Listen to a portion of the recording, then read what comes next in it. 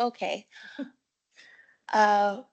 We're back in order. I'm wondering if I could get a motion to go into closed and we can just go in the M1.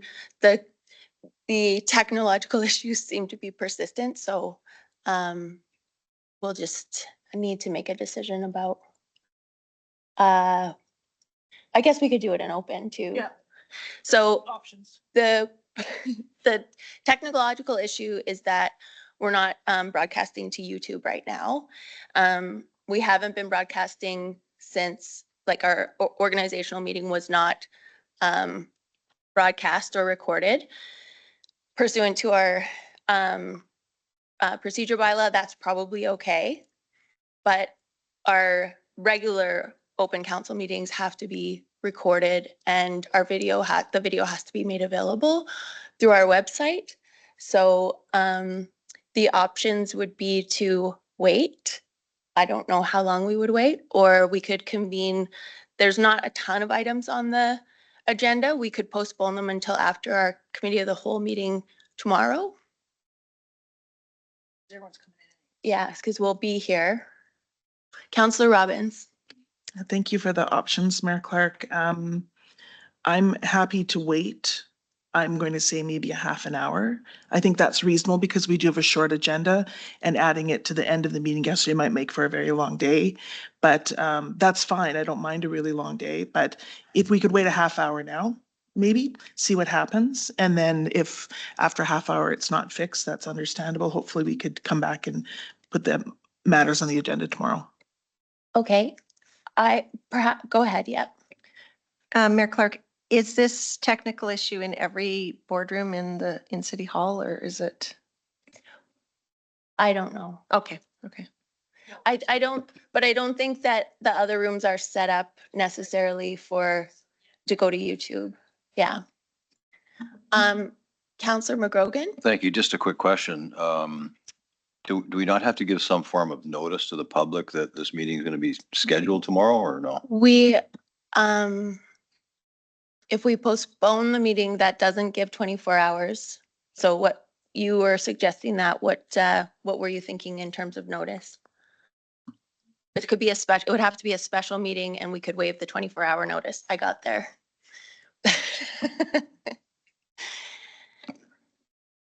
Councillor Dumanowski and then Councillor Hyder. Just through your worship. So I'm honoring what you said and the bylaw, but I mean, we have a duly sanctioned open meeting. We have public at large available. Nobody's anticipated the glitches. I'm curious if the necessity of recording is now going to preclude us from being able to continue. That's probably is that how it's written explicitly? So technology can prevent us from moving forward with a duly sanctioned open meeting? Well, we could continue, but we would fail to meet the provision that requires us to record it and publish it.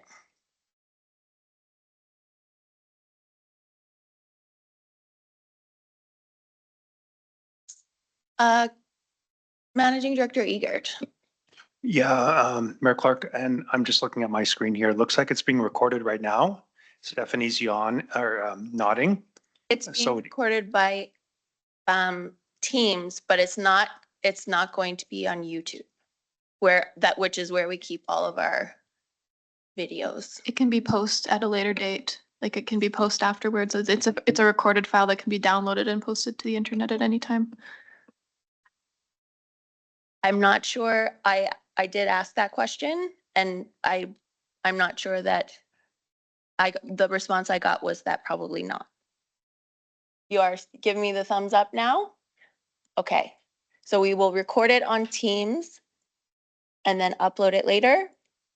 Okay, thank you very much. Okay. I'm pretty sure that Councillor Knodel was, yeah. Go ahead, Councillor Robbins. I just wanted to make sure that's the way that we wanted to proceed because anyone who's watching on YouTube would not see our faces or us speaking. So it would be a different experience for them than if we had a regular recorded meeting because the camera's sort of not that I watch myself, but in other council meetings I've watched, when that person is talking, you can actually see what they're talking about, so that the teams would not make the same experience. So I don't know if that's a factor for anyone. I would like to get the business done, but I don't want to miss out the fact that it would look very different than the other ones, and that it doesn't matter if it looks different, but if it's important to people to see our expressions and what we're talking about, we wouldn't have that experience on Teams. That's a good point. Uh, um, I don't know how to, They will still be able to see the video. It'll be just like a regular Teams if it was recorded any other way. They'll still be able to see video. So what I was saying is they will not be able to see our faces as we speak, right? They would only see the horseshoe from a distance. That's what it looks like on Teams. I do agree that's a good point. Any other discussion on that? Councillor Hyder? I understand what Councillor Robbins is saying, but I think we're all here right now. And if we share it on YouTube later, I think let's get the business at hand handled. Any other comments? Councillor Dumanowski?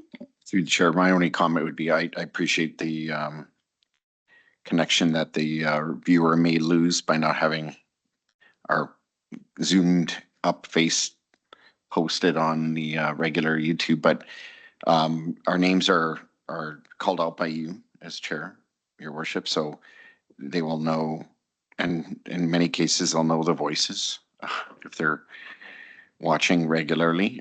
So I'm fine with proceeding. I think that's the business at hand. Thank you. Okay, well, in order to postpone these items to another meeting, we would have to have a motion to do so.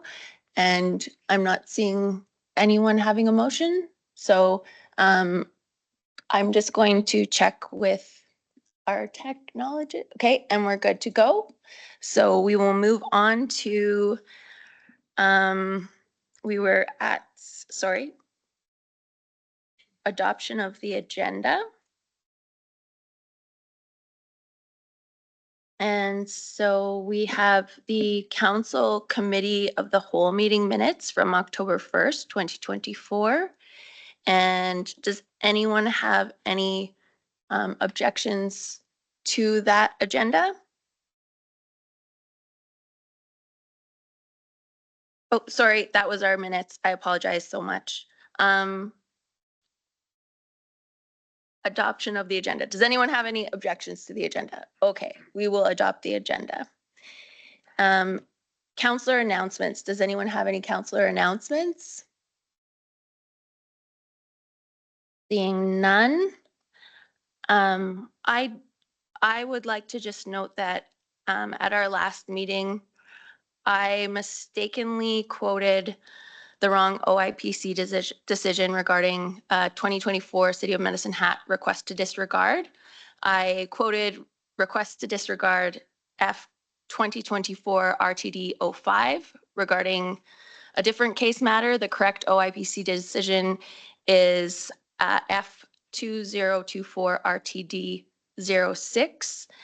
And the paragraphs that are relevant are paragraphs 26 through 33. And the meaning is the same. The overarching foundational case of the Supreme Court of Canada spoke to the principles underlying access to information legislation. The overarching purpose of the access to information legislation then is to facilitate democracy. It does so in two related ways. It helps ensure first, that citizens have the information required to participate meaningfully in the democratic process. And secondly, that politicians and bureaucrats remain accountable to the citizenry. And then a quote, Parliament and the public cannot hope to call the government to account without an adequate knowledge of what's going on, nor can they hope to participate in the decision-making process and contribute their talents to the formation of policy and legislation if that purpose is hidden from view. With respect to the specific request, the OIPC said that a FOIP Act request for access does not have to be in the public interest. That being said, the access request is for a variety of records relating to the public body's expenditure of funds and other information related to the management of the public body, and arguably could be said to be in the public interest. In these circumstances, it is difficult to see how such information could be considered trivial or without merit. And I do not find these requests frivolous. And then they go on to accept that the request was made for a legitimate purpose. So again, that case was number F2024 RTD 06 of the OIPC. Councillor Hyder, do you have yeah, go ahead. Sorry, through the chair, Mayor Clark, I was going to make an announcement if that's okay. I would just like to give praise to some senior gentlemen within our community. I had the privilege of traveling to St. George, Utah to watch my partner and many men play in the Huntsman World Games of softball. And we were fortunate enough to bring home 2 gold medals. And I just would like to give accolades to those gentlemen. They represented Canada and Medicine Hat so well, and I'm very proud of them. So it was quite an experience, and congratulations. Thank you. Any further announcements?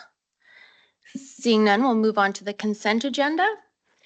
And I would ask now if anyone has any items they would like to pull out of the consent agenda for discussion. Seeing none, can I have a motion? So moved. I'll second. So the motion is to adopt the council agenda, consent agenda items as presented. We will vote on that.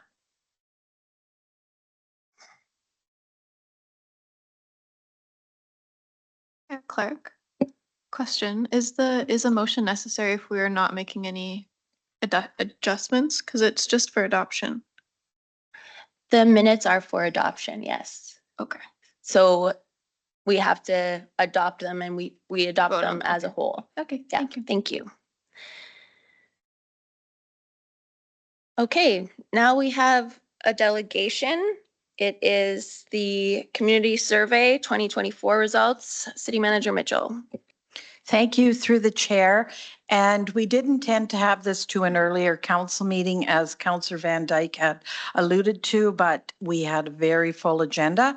So we did release the report on time, and I will turn it over to Managing Director Egert for further introduction. Thank you. Thank you, City Manager Mitchell, and through the chair. Between May 6th and May 26th, the City of Medicine Hat enlisted Ipsos to conduct a community survey targeting Medicine Hat residents aged 18 and older. The results provide City Council and administration reliable data to better understand community sentiment around a variety of city topics, in turn supporting decision-making. The survey covered a wide range of topics, from what residents feel is the most important issues facing the community to levels of satisfaction, for example, with solid waste and recycling services.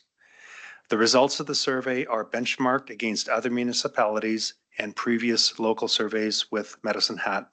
This particular survey will be repeated every 2 years, and this survey is now the second one that we have.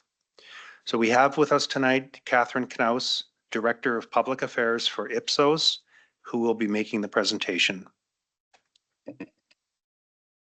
Thank you very much for inviting me here today. I just want to make sure if everyone can hear me and see me. Yes, we can. Okay, perfect. So I'm going to share my screen. And again, if you can just confirm once that's visible. Yes, it's visible. Perfect. Okay, well, thank you very much for inviting me here tonight to present the results of the city's 2024 community survey. Today's presentation is an overview of some of the key highlights coming out of the survey, and a more detailed report has been provided separately to staff. The main purpose of the survey is to understand community sentiment around a variety of city topics, and here we look at perceptions of both the community and the city itself. This is the second community survey that the city has conducted. The first one was done 2 years ago in 2022. And this survey, the current survey, provides an opportunity to not only look at where things stand today, but also compare this year's results to the last survey to understand how attitudes and priorities are changing, identify any new or emerging issue, and monitor perceptions of the city's performance. The methodology used to conduct the survey is consistent with 2022. So Ipsos conducted a random representative telephone survey with 400 adult Medicine Hat residents. Interviewing was conducted on cell phones and landlines, and everyone was asked a series of upfront screening questions to confirm that they qualify. So they're 18 plus, live in the city of Medicine Hat. Anyone who works for the city, either as staff or an elected official, was excluded from the research. The survey was fielded in the spring between May 6th and 24th. The final data was weighted by gender and age to ensure the characteristics of the sample met that of the actual population in Medicine Hat, according to the most recent census data. Overall results based on the sample size of 400 have a margin of error of plus or minus 4.9 percentage points, 19 times out of 20. And I'll just also briefly mention that in addition to this random telephone survey, Ipsos also conducted an online survey that was available to all interested residents. So even if someone wasn't randomly contacted to take part in this survey, they still had the opportunity to participate and provide feedback through this open link online survey. The focus with the online survey was expanding the research process to everyone, making everyone feel like they had the opportunity to be heard. With that inclusivity, residents were self-selecting whether to take part or not. And because of that, the results should not be considered as representative of the community, and we reported them separately from the random telephone survey. So for tonight's presentation, we're going to be focusing on the random and representative phone survey, but the results of the online survey are available in the main report. Diving right in, first thing we'll look at is perceptions of overall quality of life. So how do residents rate the quality of life in Medicine Hat today? Perceptions are positive. 90% of residents rate the quality of life as very good or good. So that includes 35% saying very good and 55% saying good. This year's results are down slightly from 2022 when we had 95% of residents providing a total good rating. So it's dropped a little, dropped 5 percentage points. And conversely, we've seen a slight uptick in the percentage rating the quality of life poorly. So that's gone from 5% in 2022 to 9% this year. You'll notice to the right, we've included a norm. This norm is based on research that Ipsos has conducted with other Canadian municipalities within the past 5 years. It provides a little bit of additional insight and context and a benchmark against which to evaluate your results. And in this case, you can see that even though perceptions of overall quality of life has softened a little this year as compared to the last survey, they're still on par with the norm. So overall, that norm is 91% good, very similar to the 90% good we're seeing in Medicine Hat today. We also asked residents how they felt the quality of life had changed over the past 3 years. And in this case, you can see 43% of residents feel the quality of life has stayed the same. 45% say the quality of life has worsened, and only 10% feel the quality of life has improved. So among those noticing a change, much more likely to say that things are getting worse than better. Overall, this tells us that while overall perceptions of quality of life are still positive, residents still feel Medicine Hat offers a good quality of life overall. Things aren't quite as good as they once were. Balance, there is negative momentum to the direction quality of life is taking. This is similar to what we saw in 2022, where more residents said the quality of life had improved than worsened. So there was that negative momentum there as well. But that's been amplified this year. So we've seen an uptick in the percentage of residents saying the quality of life has worsened, going from 37% in 2022 to 45% this year. And the same thing when we look at the norm. It's not unusual for residents to say the quality of life has worsened more so than it has improved. This is one measure in particular that we've been seeing trending down over the past few years, but still that percentage saying worsened is higher in Medicine Hat than we typically see. We did ask a follow-up open-ended question to better understand the reasons why people felt the quality of life had improved or worsened. And among those saying the quality of life has worsened, the main reason would be it is more expensive and the cost of living. And I'm not surprised to see this. We see this come up in a lot of the surveys that we do for many different municipalities. It just seems that the cost of everything is getting more expensive, and affordability is a concern for a lot of people these days. Other reasons that people mention for a worsening quality of life would be poverty and homelessness, which we saw a little bit in 2022, but mentions of that have increased this year. It's a good segue into the next slide, which looks at important local issues. This is actually the first question in the survey. We purposely ask it that way before any other questions to avoid potentially biasing the results with any of the other questions or answers that might be provided. It's an open-ended question, so respondents aren't prompted in any of these responses. They're free to say whatever's on their mind, and then we code the responses into common themes. And in this case, we've used NETs, which is a combination of 2 or more mentions that cover a specific theme. So this year's top 3 most important local issues are social, municipal government services, and city leadership and governance. And this is a little different from 2022 when the top issues were municipal government services, social, and the economy. This year, we have 29% of residents mentioning some kind of social related issue. That is up from 20% in 2022. So there has been an uptick in mentions around social issues. It includes mentions of poverty and homelessness, housing and the lack of affordable housing, drugs, addiction, mental health, and seniors issues. Municipal government services sits in second at 22%, very similar to what we saw in the last survey. Here, it's really a single issue, which is the cost of utilities. That's primarily what's included in that municipal government services net, but there are a few other mentions as well related to garbage and recycling, infrastructure, and city cleanliness. City leadership and governance sits in third, mentioned by 21% of respondents. This is up from 3% in 2022. So we've seen a significant uptick in mentions around leadership and governance. This includes mentions of mayor and council. This is unlike other mentions in that it's not a net mentions, it's just a standalone code. And when we actually look at it on those standalone basis, not grouping into nets, it's the single most frequently mentioned issue overall. Rounding out the top 5 would be the economy at 16% and transportation at 12%. And then all other issues are mentioned by fewer than 1 in 10 residents. I mentioned we've seen an uptick in mentions around city leadership and governance and social, but some issues have declined in mentions this year, and that would be taxation, municipal government spending, parks, recreation and culture, and growth and development. Turning our attention to city services, residents are largely satisfied with the services with city services. We have 89% of residents saying they're satisfied with the overall level and quality of services provided by the city. That's 29% very satisfied and 60% somewhat satisfied. Very similar to what we saw in 2022 when 90% of residents were satisfied and also on par with the norm. Residents are also largely satisfied with specific city services. So here we evaluated 9 different services, and the majority of residents are satisfied with all 9 services. Higher ratings for some services than for others. So the 2 highest scoring would be garbage and recycling, with 96% of residents saying they're satisfied, and parks, trails, and other green space with 94% of residents saying they're satisfied. And both of those services have a high, very satisfied rating as well.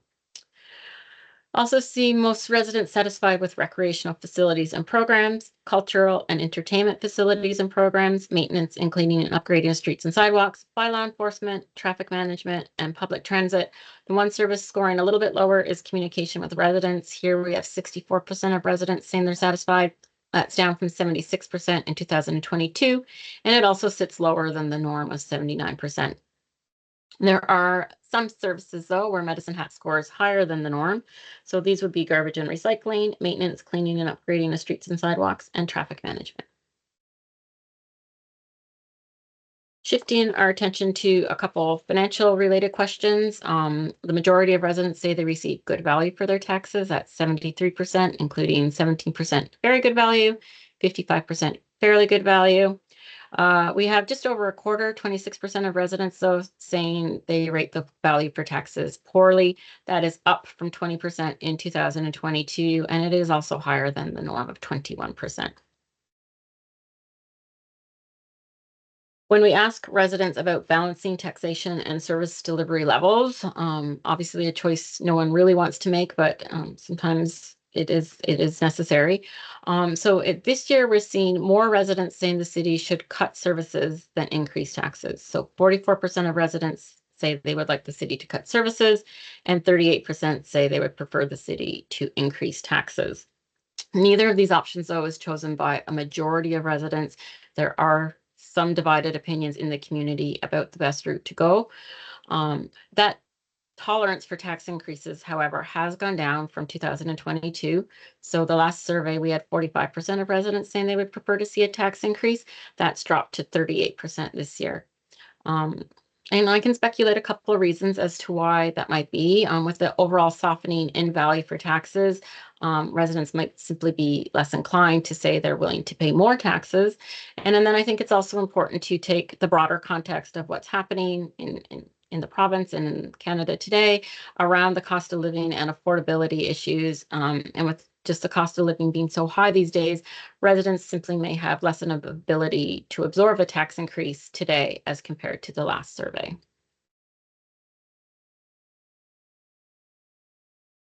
We also looked at perceptions of council, administration, and municipal operation. So first up is satisfaction with how the city's going about running the community. This year, we have just under half, 49% of residents saying they're satisfied with the city's municipal government, including council and administration as a whole. That is down from 81% in 2022. Satisfaction is higher for administration than for council at 65% versus 42%, but these two have dropped as compared to the last survey. So across the board, we're seeing drops in satisfaction with how the city's being run, and this year's results are lower than the municipal norm in all areas. Lastly, just one slide around perceptions of the city's municipal operations. This is another one where we're seeing some declines. Exception to that is around fostering a community that's inclusive and accepting of all. Here we actually have 80% of residents agreeing that the city does this, very similar to what we saw in 2022. But for all of the other attributes that were measured, we're seeing significant drops this year as compared to the last survey. So for example, when we look at the city's accountable to the community for leadership and good governance, this year we have 56% of residents agreeing that's the case compared to 77% in 2022. 54% agree the city's doing the best it can with the money available. 51% agree the city uses input from citizens in decision-making, and 50% agree the city provides citizens with opportunities to have input into decision-making. And then this year we have just under half, 49%, agreeing that the city practices open and accessible government. That wraps up the presentation, but happy to entertain any questions that people may have. Councillor Van Dyke. Yes, thank you through the chair. I just had two questions, if I may. The first is regarding public transit. So if you could maybe speak to the satisfaction of users versus non-users in public transit. When you were doing the questioning and people were rating their satisfaction, do you inquire further to find out if they're actual public transit users? Because I can imagine there'd be a different perception of public transit if you were a user versus a non-user. Yes, you're absolutely right. And this is one where we did look at usage, how satisfaction varies by usage of transit. And among those who are transit users, the satisfaction rating is quite a bit higher. I don't have it off the top of my head right now, but I believe it was a very large percentage of those who use transit are satisfied with the service. Okay, thank you. And a second question, if I may. So in regards to cuts to services, so I'm imagining that you asked that question after having gone through kind of a list of the services provided and their satisfaction levels with those. Is there any follow-up to see, and I don't know if this would go through the survey or if this is something through communication from the city itself, if people are wanting cuts to services rather than tax increases, what services are they willing to see cut? Is that something that you include in your survey, or would that come as a secondary kind of a piece from the city? That is not something that we asked in this particular survey, but you're right in the flow of the survey, and that people were asked about satisfaction with these different services. And then we also did ask how important they are. But for the question around cutting services versus increasing taxes, we didn't follow this up with a question around what services would they like to see reduced. That's something that we could consider the next time the survey is conducted, to get a little bit more insight into what services people might be willing to trim back. Thank you very much. Councillor Hyder? Thank you, and through the chair. I just had a question in regards to, is it the numbers that you received from Medicine Hat, the percentages and things, are you seeing this across the board in the province, or as far as, say, leadership in government, things like that? Has this kind of become a norm in the last term, or? Are you speaking specifically to the perceptions of staff and council? Perceptions of staff and council from the community, yeah. Yeah. I would say what is reflected in the norm is an accurate representation of what we're seeing in other communities. So, by and large, people tend to be satisfied. Not unusual to see satisfaction higher for administration than for council, but the numbers here in the norm are based on what we've seen recently. And sorry, do you do this for every municipality in Alberta, or just certain ones that request you? Just the ones that request us to do the surveys for them. So this norm is based on research that we've conducted with other Canadian municipalities in the past 5 years. And not everyone asks all the same questions, but for ones where we do it and we've asked it, these are the results that we've seen. So you've done other ones in Alberta recently for? I would have to go back and look to see what's included in that norm. Yeah. Okay, thank you. Any further questions?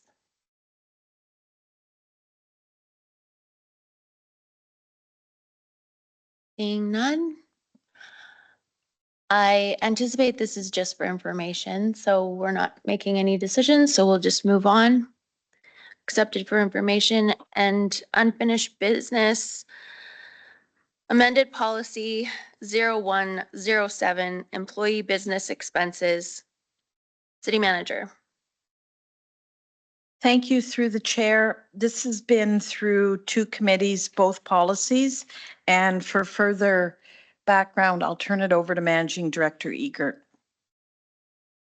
All right, thank you, City Manager, and through the chair. This particular policy, formerly called the personnel and travel expense policy, is brought before council here for an amendment. Not only have we changed the name to be clear as to what the intent of the policy is, we've changed the name to Employee Business Expense Policy, but we've also taken the opportunity through work that we've done through the annual purchasing card audit that we do on an annual basis to see what areas can be strengthened. We have included clarification on employee business expenses such as meals, hosting, employee appreciation. We did update this in 2023, but we did now include a much more comprehensive review of the updates. We've also, the language here has been reviewed and adapted and updated to provide a much more clear definition and procedures. Essentially, this policy provides employees the guidance as to what is acceptable for business expenses while traveling and what is acceptable for business expenses while in town.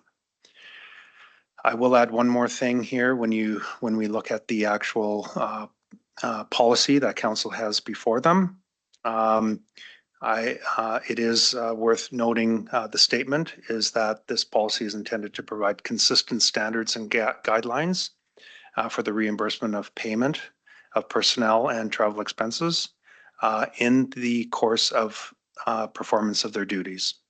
The principles that we are aiming to achieve are to ensure that taxpayer dollars are used prudently and responsibly, to utilize technology wherever possible to minimize travel expenses. That would include teleconference, video conferencing, and web conference. Ensure fair, reasonable, and timely practice for reimbursement of employee business expenses. Ensure individuals are appropriately reimbursed for approved employee business expenses. Ensure that we have prior approval obtained for any employee business expenses out of town. And then lastly, to set out procedures that will ensure employee business expenses are reasonable, cost effective, and support City Council's corporate objectives.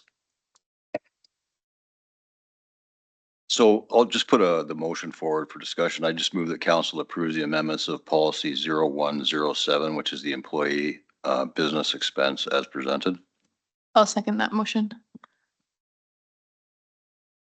Any speakers? Councillor McGrogan? Yeah, thank you. So I guess more of a clarity probably for the community, because when you look at this, it's basically council, the boards and commission members have been excluded. Could you just explain the rationale for that, please? It's been narrowed to employees only. Through the chair, Councillor McGrogan, thank you. We do have another policy called the City Council Remuneration Policy. That's policy number 8043. So in that policy, it does reference these two, this policy and the next one we're going to be talking about. In that council remuneration policy, it does state council members will be reimbursed for travel related expenditures in accordance with established city policies. So these two this policy and then the one coming next does apply to City Council. And any travel that you would be doing on behalf of the city or any business within the city would be subject to these two policies. But they would have to be amended because the numbers have changed. Yeah, so through the chair, Mayor Clark, pending council's approval of these two policies, we will then look at the council remuneration policy and the procedures and make any updates as appropriate. Councillor McGrogan, did you have a follow-up? No, I just wanted to thank Managing Director Egger. Thank you for the clarification. Councillor McGrogan or Councillor Canodal, sorry. Thank you, Mayor Clark. Just a general comment in perusing this particular document. I think many of the changes were they modernized the document in regards to ensuring that there's cost savings if travel isn't necessary. I think using a virtual platform when necessary is a good strategy. A lot of this to me is just a check mark. Like this is a document that needs to be reviewed, and it doesn't seem to me that anything stood out, but I did appreciate that there was thought in regards to how do we tighten things up and make sure that this is a document that can live into the future for the time being.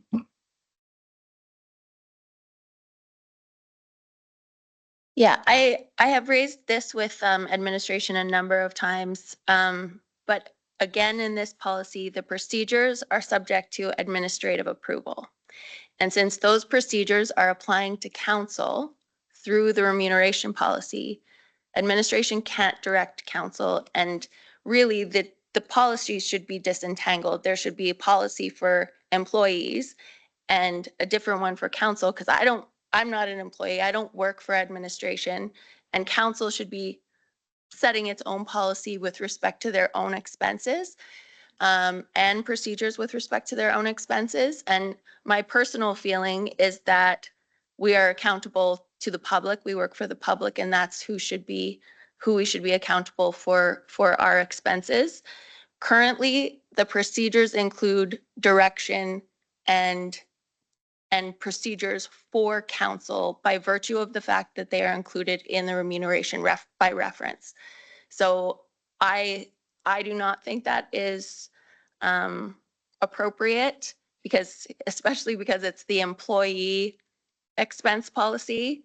And I have raised this. I'm not sure why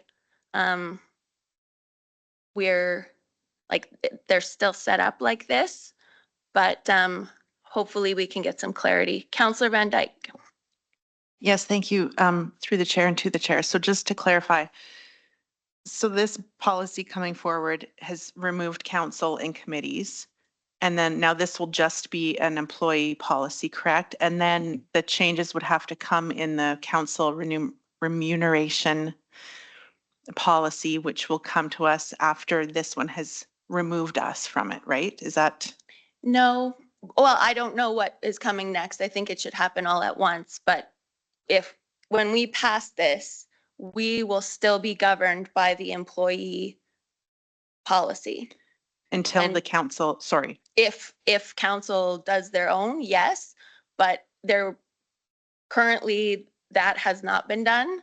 And so we're still governed by these policies that apply only to employees and the procedures that administration can unilaterally change. So could we request that administration bring the council remuneration policy to us to revise now that we're no longer included in this one? Would that resolve the issue? I think they should be done at the same time. Okay. Councillor McGrogan. Yeah, thank you. And I think just to add on to what you're saying, it seems to me that this probably would stand alone fine the way it is. But I think maybe what we need to do, if we would agree as a group, is to direct admin to actually create a policy that's a more, I guess, standalone and doesn't relate back to the one. So I'm looking at both these policies saying, we haven't got to the next one yet, but they fit for the employees. But in a timely way, if we could, I think we should just put a motion forward, making some direction to have them as standalone policies for council remuneration. But that's just my thoughts as a separate motion. I don't know what you might think of that. And they would come forward, we would refer these back with the third policy. I'm not so sure we'd have to be, but there might be some technical thing I'm not seeing, because if you read this, it just stands. I don't know, would there need to be any changes to this one? Well, it specifically, both in the procedures and in the policy, directs me to do things with respect to council. Because even though it says this doesn't apply to us, it does. And that's why I have to approve stuff under it. Councillor Knodel. Thank you, Mayor Clark. Through the chair to our city manager. I'm just curious if you had an approximate timeline that the council specific policy was going to come forward. My instinct as we're discussing this is I appreciate the specificity required in order to be able to effectively follow the document without any sort of gray area. But I'm just feeling that it's going to happen, and I assume that document's going to come forward. So I'm just wondering what your thought is there. Thank you through the chair and taking in everybody's comments and concerns. We can certainly bring back the policy, and we're live on video of some sort at this time. And Councillor McGrogan said it very well, that direct council to bring the policy back, and we can do that within the next month or so. So we can do that in November. If council directs us. I'm not, so we're sending two policies and sending two policies back and asking for them to bring back the remuneration policy. Is that what you were suggesting? To the chair, I was just curious because Managing Director Egert alluded to our council specific policy coming forward after these were approved. I understand you're highlighting that there's a timeline issue there, or that there's language issues there. I just wonder if waiting for that document wouldn't just resolve the issue? Or is it necessary for them to arrive in a particular Well, we'll schedule? have to amend these policies anyway, once we amend the remuneration policy. Counselor Robbins. Thank you. And through the chair, I think, I hear what you're saying. It would make sense if there's three policies and they all are connected to one another, that we could look at all three of them at the same time. So I would make a motion that, if there's been no motion made yet on this topic, or has there been? We have, but you can make a motion to refer. Even though, so the motion has been to adopt it. Counselor McGrogan made that, but as a sub motion, you can make a motion to refer and then that just refers it. Yeah, I think just in hearing some of what Councillor McGrogan said, that, and sorry, Councillor Knodel, that these matters are touching one another and we could eliminate any potential timeline issue by referring them back. I'm going to make that motion at this time. So if we could get the screen up for the motion. So, I'll second that motion. sorry, I was just going to make sure we're clear on the, so you're making a motion to refer policy 017 and 0108, sorry, yes, you are correct. Back to administrative committee, or do you want, did this come through? I'm just going to ask City Manager Mitchell if that's okay, Mayor Clark, because I'm not sure the last step it was at before it got here. I would assume administrative committee would be the proper place to, yeah.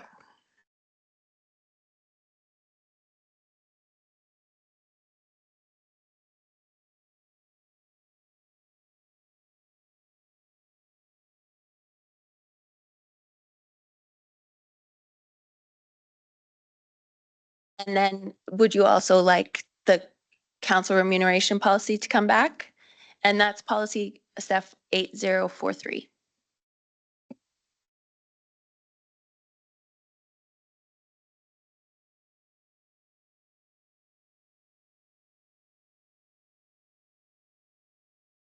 And bring it back with so we're not really directing a review of the remuneration policy. I'm not sure. Well, we're referring the two policies back to look, to be the amendments considered in conjunction with our remuneration policy. I'm not sure that we need a further direction, or if that's clear. Okay, so you're happy with the wording? I'm happy, but I think Councillor McGrogan had some wording that I would be happy to Councilor adopt. McGrogan? Yeah, thank you. I just think if we just mentioned that administration amendments in conjunction with council, and instead of conjunction, might be alignment. I mean, I don't want to wordsmith stuff like Yes, that. no, that's good. Alignment might be more appropriate. Thank you. Councilor Hyder.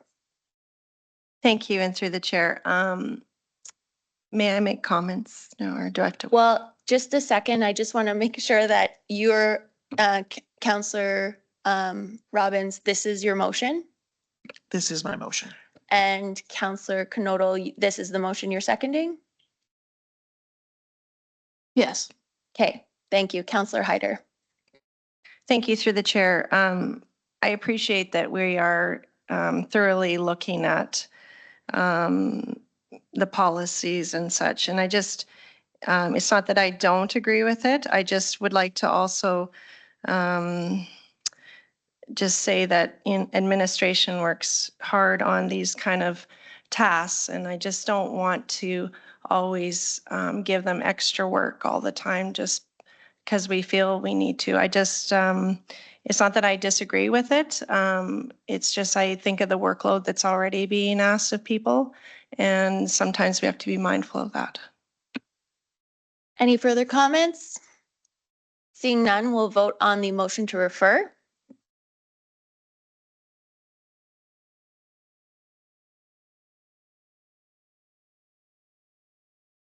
And that passes. So we will just move on to item 10.3. Sorry, yeah, 10.3, which is bylaw 4. 828 to repeal bylaw 4114, Heritage Resources Committee bylaw. This came up also at our last meeting. City Manager Mitchell. Thank you. Through the chair, you'll remember at our October 7th meeting, Aaron Nelson did a presentation, and this is a result of that presentation. And I will turn it over to Managing Director Hutter. Thank you. And through the chair, City Council retired the Heritage Resources Committee in November of 2020, rendering bylaw 4114 obsolete. The proposed repealing bylaw was read for a first time on October 7th, 2024. And we are now recommending that council give second and third reading to the bylaw to finalize the repeal. Councillor Hirsch. So obviously first reading, we're at second reading now. So I just wanted to understand the selection criteria for the committee members. And maybe if you can remind us and remind the public in terms of how those individuals get appointed onto the board there. Sorry, to be perfectly honest, at this point, I'm not up to speed on that particular committee, but I believe that it is, correct me if I'm wrong, it's just generally open to the public. I believe City Clerk puts out an advertisement for members. And is that the case? Because I don't know if the appointment was through public services. So I'm not sure it does come through us, to be honest. And that was my question, I guess. That's the case. I just wanted to understand. Can anyone? Okay, Councillor Robbins. I know the answer to this question as the former chair of public services. No, the clerk, as she's indicated, advertises the working group. Public services does not review applications in any way. They work directly with staff. And that's the way that particular committee was designed or working group was designed when the changes were made to add CVAB, if that helps. But we've never, as public services, reviewed the applications and made appointments. It's always been done as an administrative function after the advertisement is made by the Madam Clerk. So thank you for the clarification, but I'm just wondering why that particular working group gets selected in that manner and not by City Council. Those were changes made by last council, Councillor Hirsch, so you'll have to tell me why. But those were changes made by last council when the number of small working groups, well, they were committees at the time, were sort of folded and rolled into Community Vibrancy Board, and this one stayed as a working group. There's another disabilities working group as well, fits in that same category. Disability and Accessibility, I think, is the name of the group. Okay, well, I appreciate that. I just I honestly don't recall that, so it's interesting. Okay, thank you. Can I get a motion, please? I will happily make that motion. In fact, last time we were here, I'm the one that stopped making motions. I hadn't made a motion yet for the second reading of the bylaw, so I will do that at this time. I move that council gives second reading to bylaw 4828. I'll second that. Thank you. Councillor Knodel. Thank you, Mayor Clerk. My curiosity is about the number of people on this particular working group. There's 12. It seems significant. I'm just wondering if anybody has the history of why it is so large. Obviously quorum is 50% and that makes it easy. Well, I still think that makes it kind of tricky to get quorum. I'm wondering if perhaps somebody can shed some light on that for me and whether or not I mean, we've already done first reading, but yeah.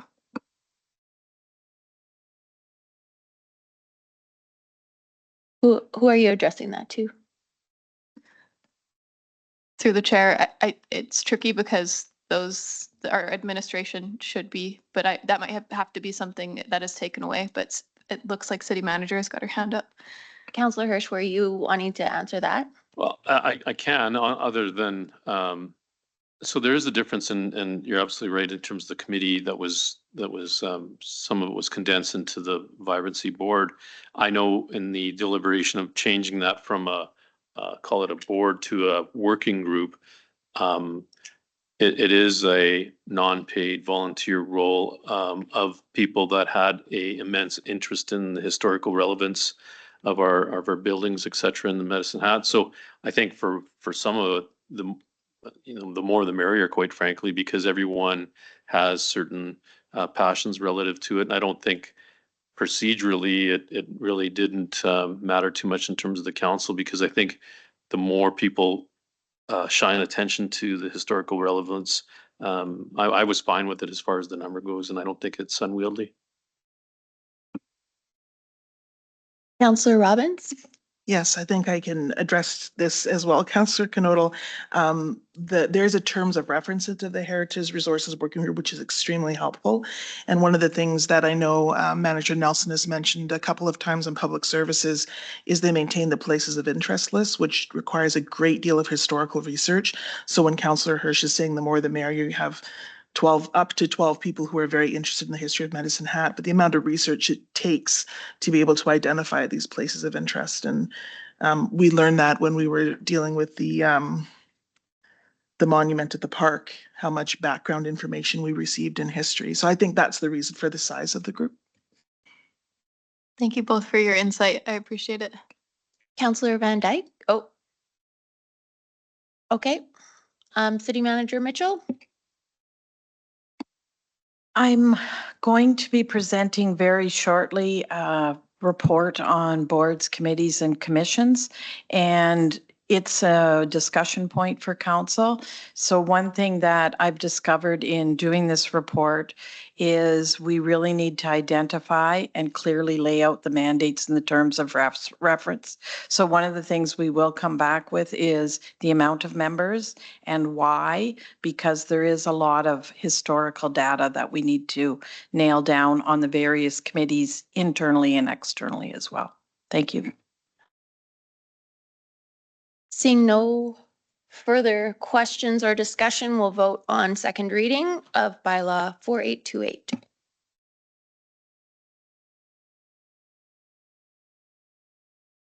And that's unanimous.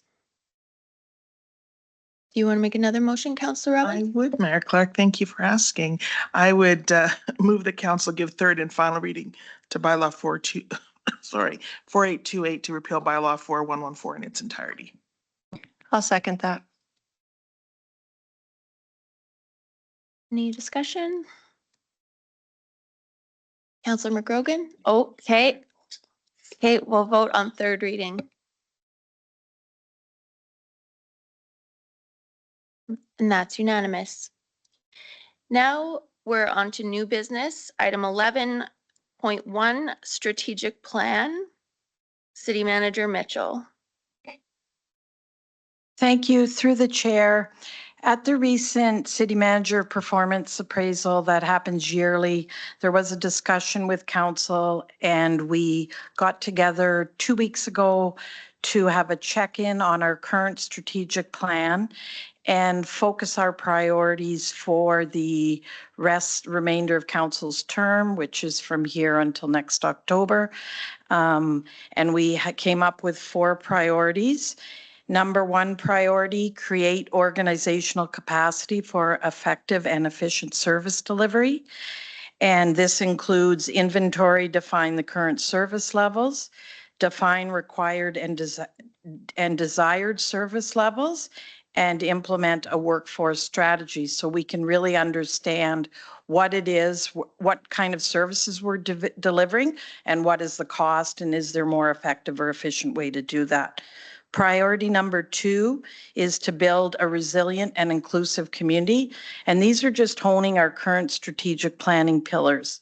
And this one is to lead a provincial, municipal, and committee urgent response to social disorder. Priority number 3 is to foster a dynamic and thriving community economy. And we will do this through actioning the Regional Economic Development Plan and create opportunities to incentivize businesses and reduce barriers. Priority number 4 is action, recreation, and wellness opportunities. And we will do this through developing a multifaceted recreational complex on the south side and determine the future of existing facilities. Councillor Van Dyke. Yes, thank you through the chair. So I just wanted to make a couple of comments about this. That none of these items are a departure from anything that we've we did in our initial strategic planning. I think these really come out of what we're hearing from the community after 3 years into our term. The first priority, I think, could be perceived as being an internal priority, but it would have impacts on the community on service levels and in turn taxation as well. So there would be community impacts from that one. But I know that particularly with priorities 2 and 3, we hear from the community a lot about issues around economics, affordability, and problems in the community arising out of those issues as well. And possibly lack of services either from ourselves or from other levels of government. So I think this is really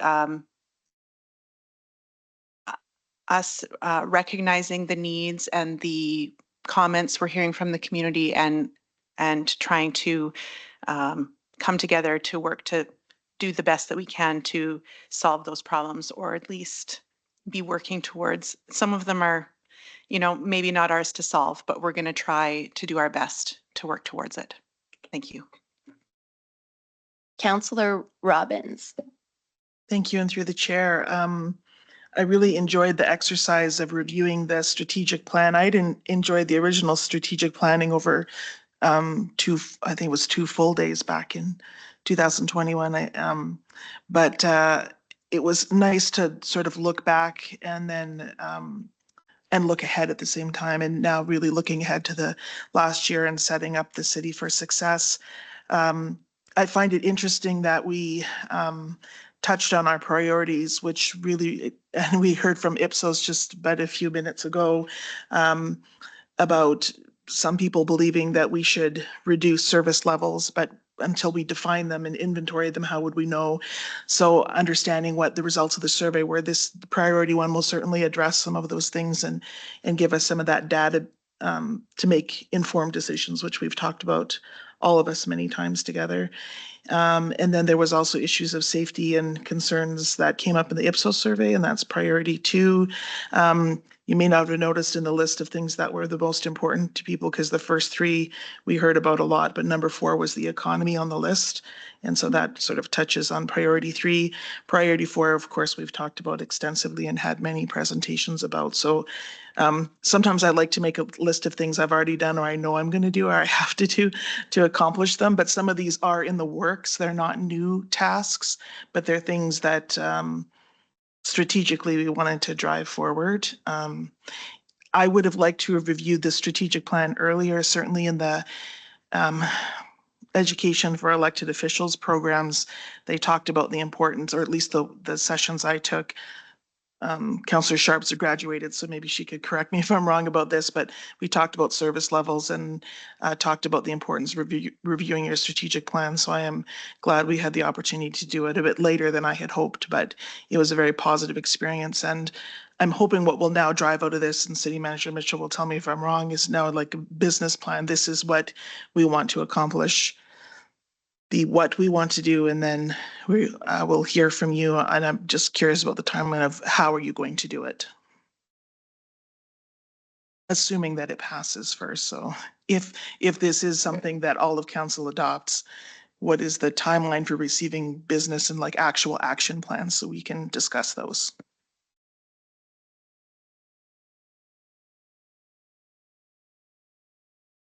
It was a question, but you're the chair, so. Okay, if you want her to City answer. Manager Mitchell.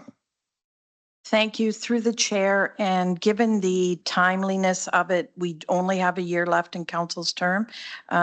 We can work on the business plans, and I can assure you that we will get them back to council by November. Councillor Knodel.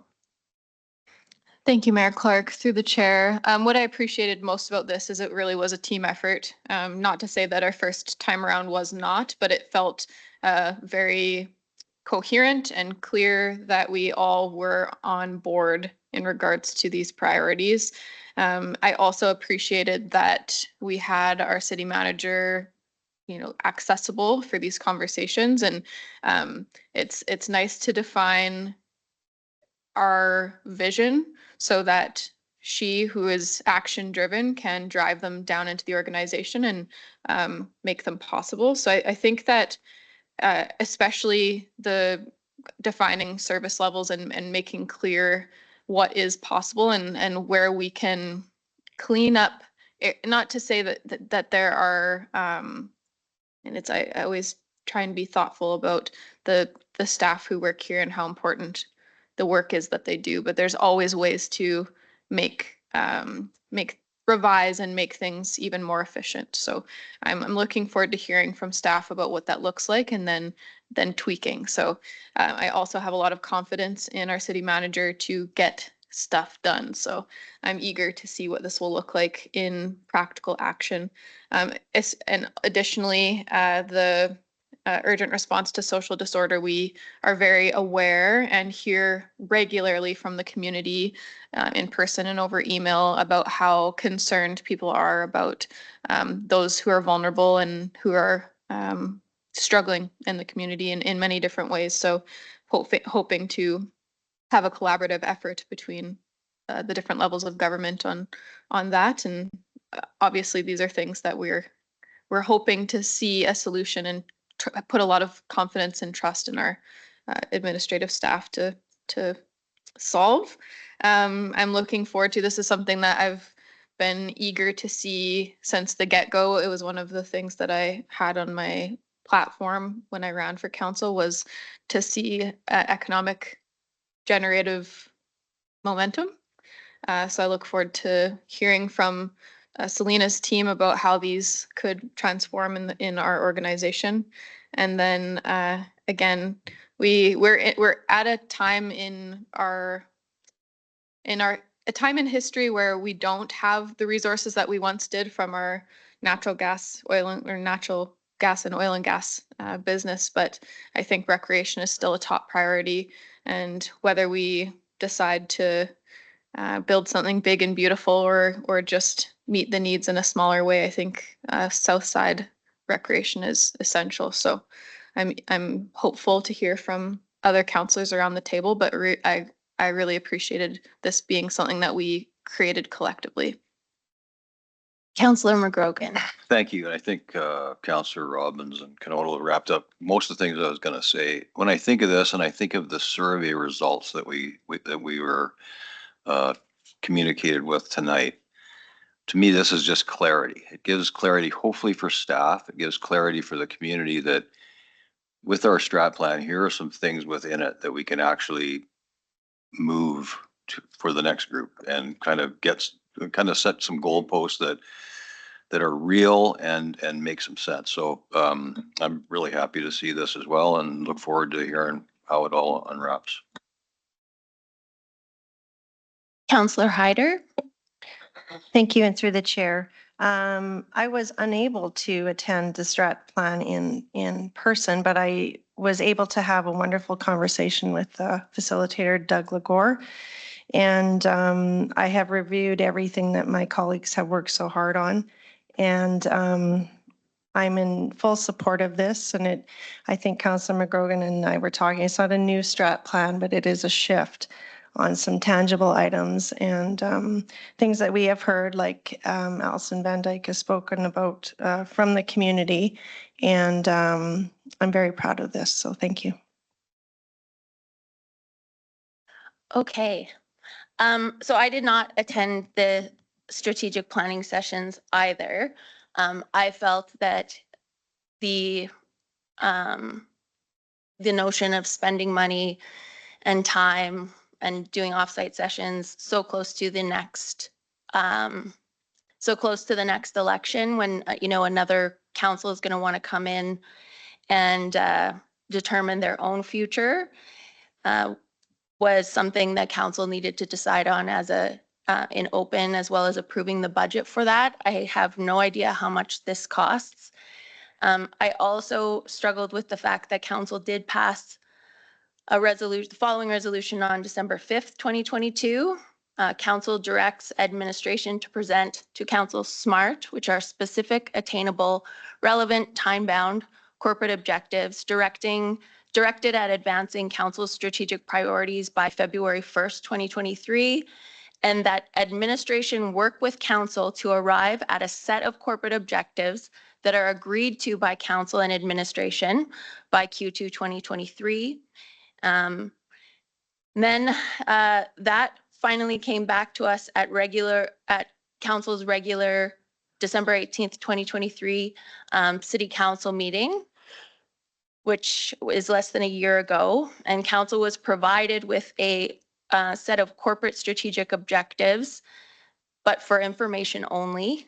When I asked for confirmation that this was the city manager's response to council's December 5th, 2022 motion, that I quoted above, or I already quoted, City Manager Mitchell confirmed that the corporate strategic objectives presented to council at the December 18th, 2023 meeting for information only was indeed the city manager's response to council's December 5th, 2022 motion directing administration to present council with smart corporate objectives directed at advancing council's strategic priorities by February 1st, 2023. And that administration work with council to arrive at a set of corporate objectives that are agreed to by council and administration. Instead, we were only provided an information item, and I don't know how much that document costs to produce either. So I do have some questions specifically about the strategic plan, but I would also be interested to know how much it cost. I don't know what lead a provincial municipal community urgent response to social disorder means exactly, but I do recall there being some serious opposition to even providing the library with money for a social worker, because when we wade into areas that are not our responsibility, it's hard to back out of those things. So I would be interested in hearing from council on that. I don't know, I would like to hear more about what a workforce strategy would look like. Is that the, I would like to know what that means. And also, I would suggest that inventorying and defining the current service levels, defining required and desired service levels should probably happen before we determine workforce. And none of these are SMART goals, but I would suggest that develop a multifaceted recreational complex on the south side is not actually achievable for this council. So I would like to hear more about that one.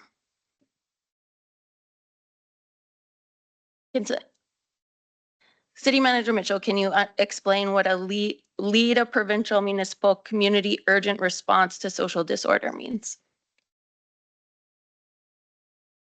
Through the chair, it is unfortunate that you were unable to attend. This discussion talked about the concerns, and I think Councillor Van Dyke has stated it clearly about the issues with social issues facing our community.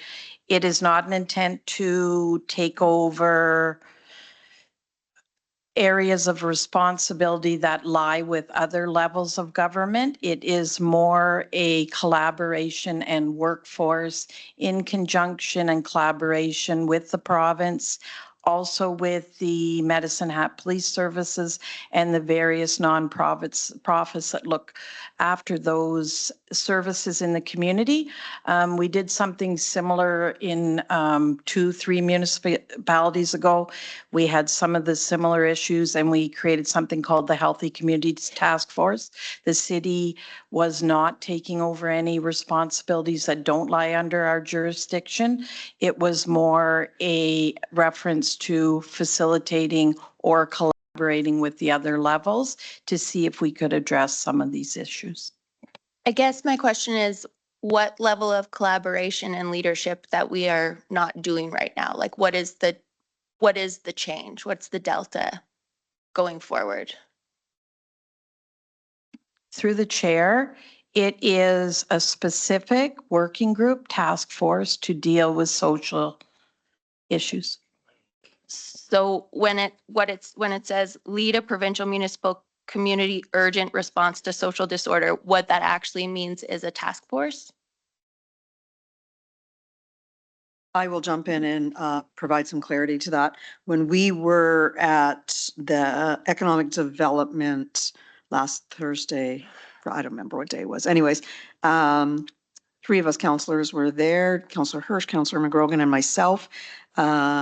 We managed to get a few minutes with the premier in closed, and I directly asked her from our strategic, and I had the blessing of everybody that was in the room that was there, to, if we managed to get a few minutes with her, to ask her if she'd be interested in doing a pilot project with this council as our MLA to come up with some forward-thinking, different options that the rest of the province hasn't doing.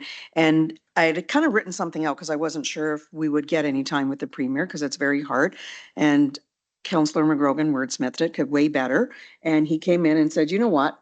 In the past, the police, Councillor Robbins have all done some very strategic things. That's their area.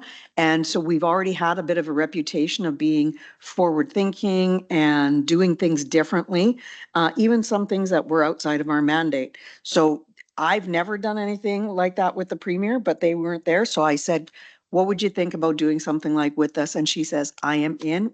I will work with you guys. So there was excitement in that room. Councillor Hirsch, I don't know if you think I missed anything. Feel free to jump in.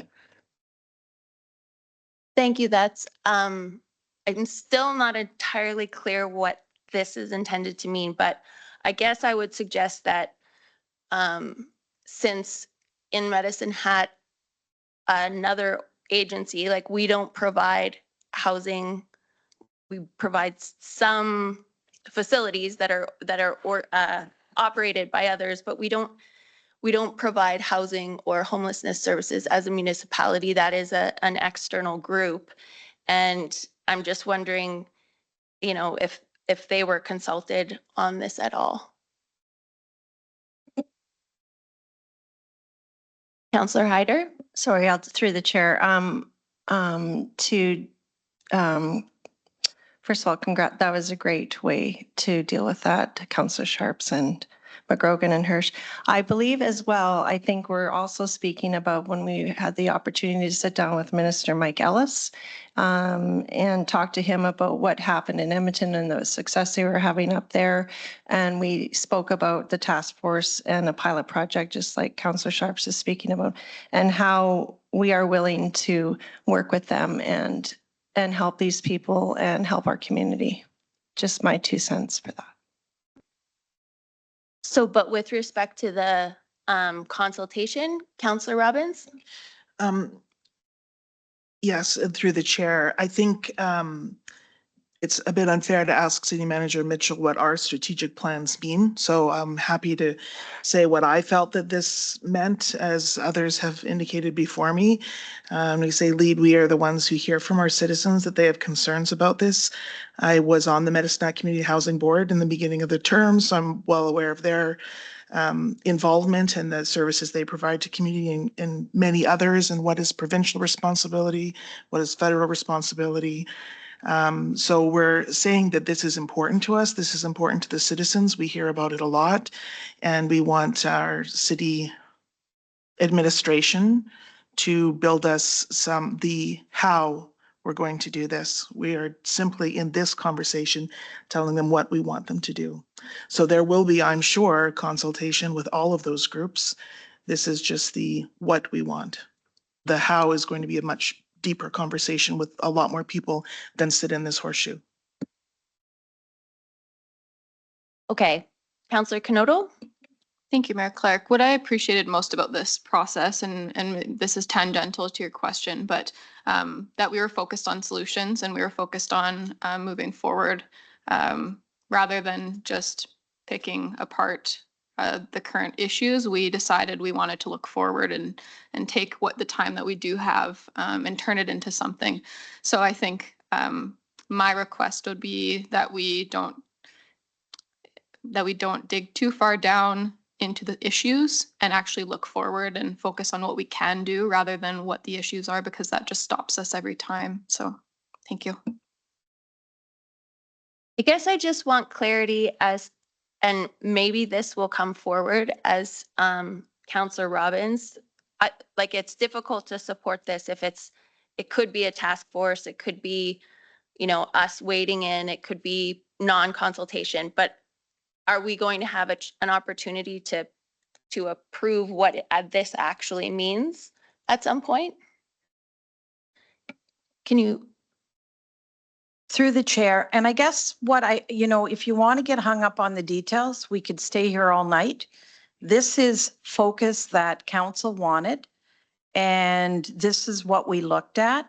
And we've already stated that administration will come back with our business plans that lay everything out in November. So I'll leave it there. But we don't approve those business plans. It will be laying out clear guidelines, timeframes of how things will be done, and it will be for council's approval because we want to make sure that we have support.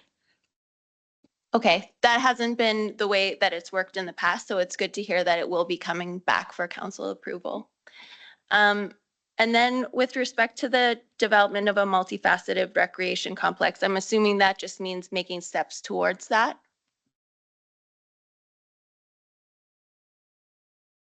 Councillor Hirsch?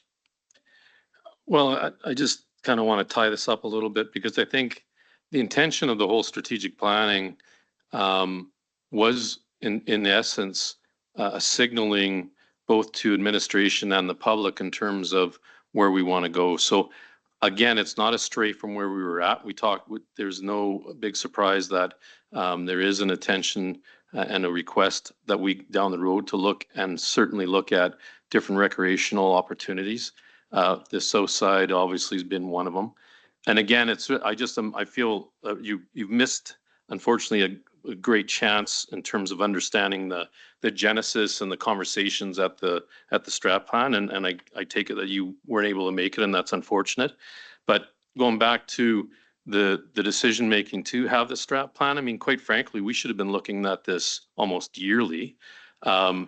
I will give you a prime example. If we were to just do a strat plan on year one, issues like COVID would pop up, and all of a sudden we're in a situation we don't respond. And quite frankly, emergence issues do come up. And the fact that even to the point where we originally had conversations about social order, et cetera, obviously during our term, those have been accentuated to the point where we wanted to put some direction relative to that. So again, this isn't a departure. What we talked about and feel that is what important for the last year.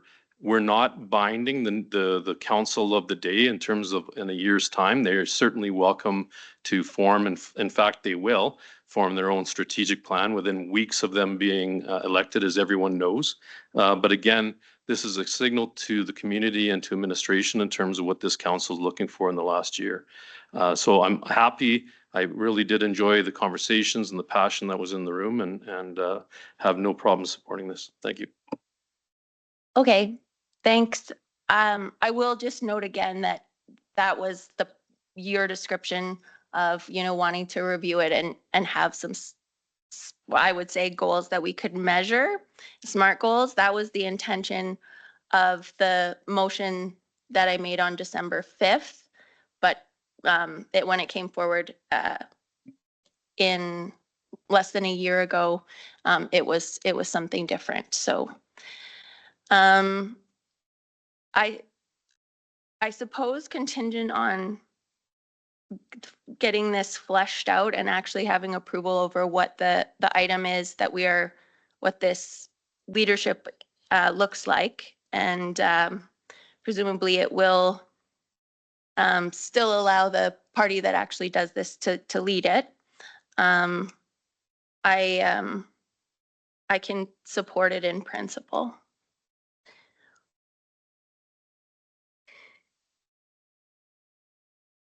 Yep. So I move the council accepts and ratifies the amended City of Medicine Hat 2024 20 to 26 strategic plan as presented. I'll second that. Can I make a friendly amendment? Well, I know that a friendly amendment still needs to require. You can make an amendment. You Can I can make an suggest an amendment. I don't love the word amended because it's not amended. It is summarized or clarified, focused.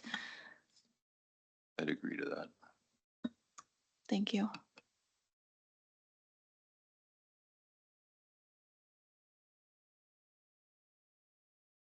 So do I just reread this one as the motion, or do we have to go through the steps? Is there a seconder to Counselor Knodl's amendment? I'll second her. Oh, sorry. Counselor Dumanowski.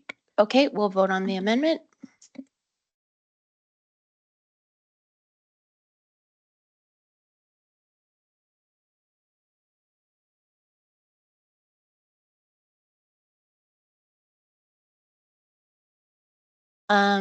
Okay, so now back to the motion as amended.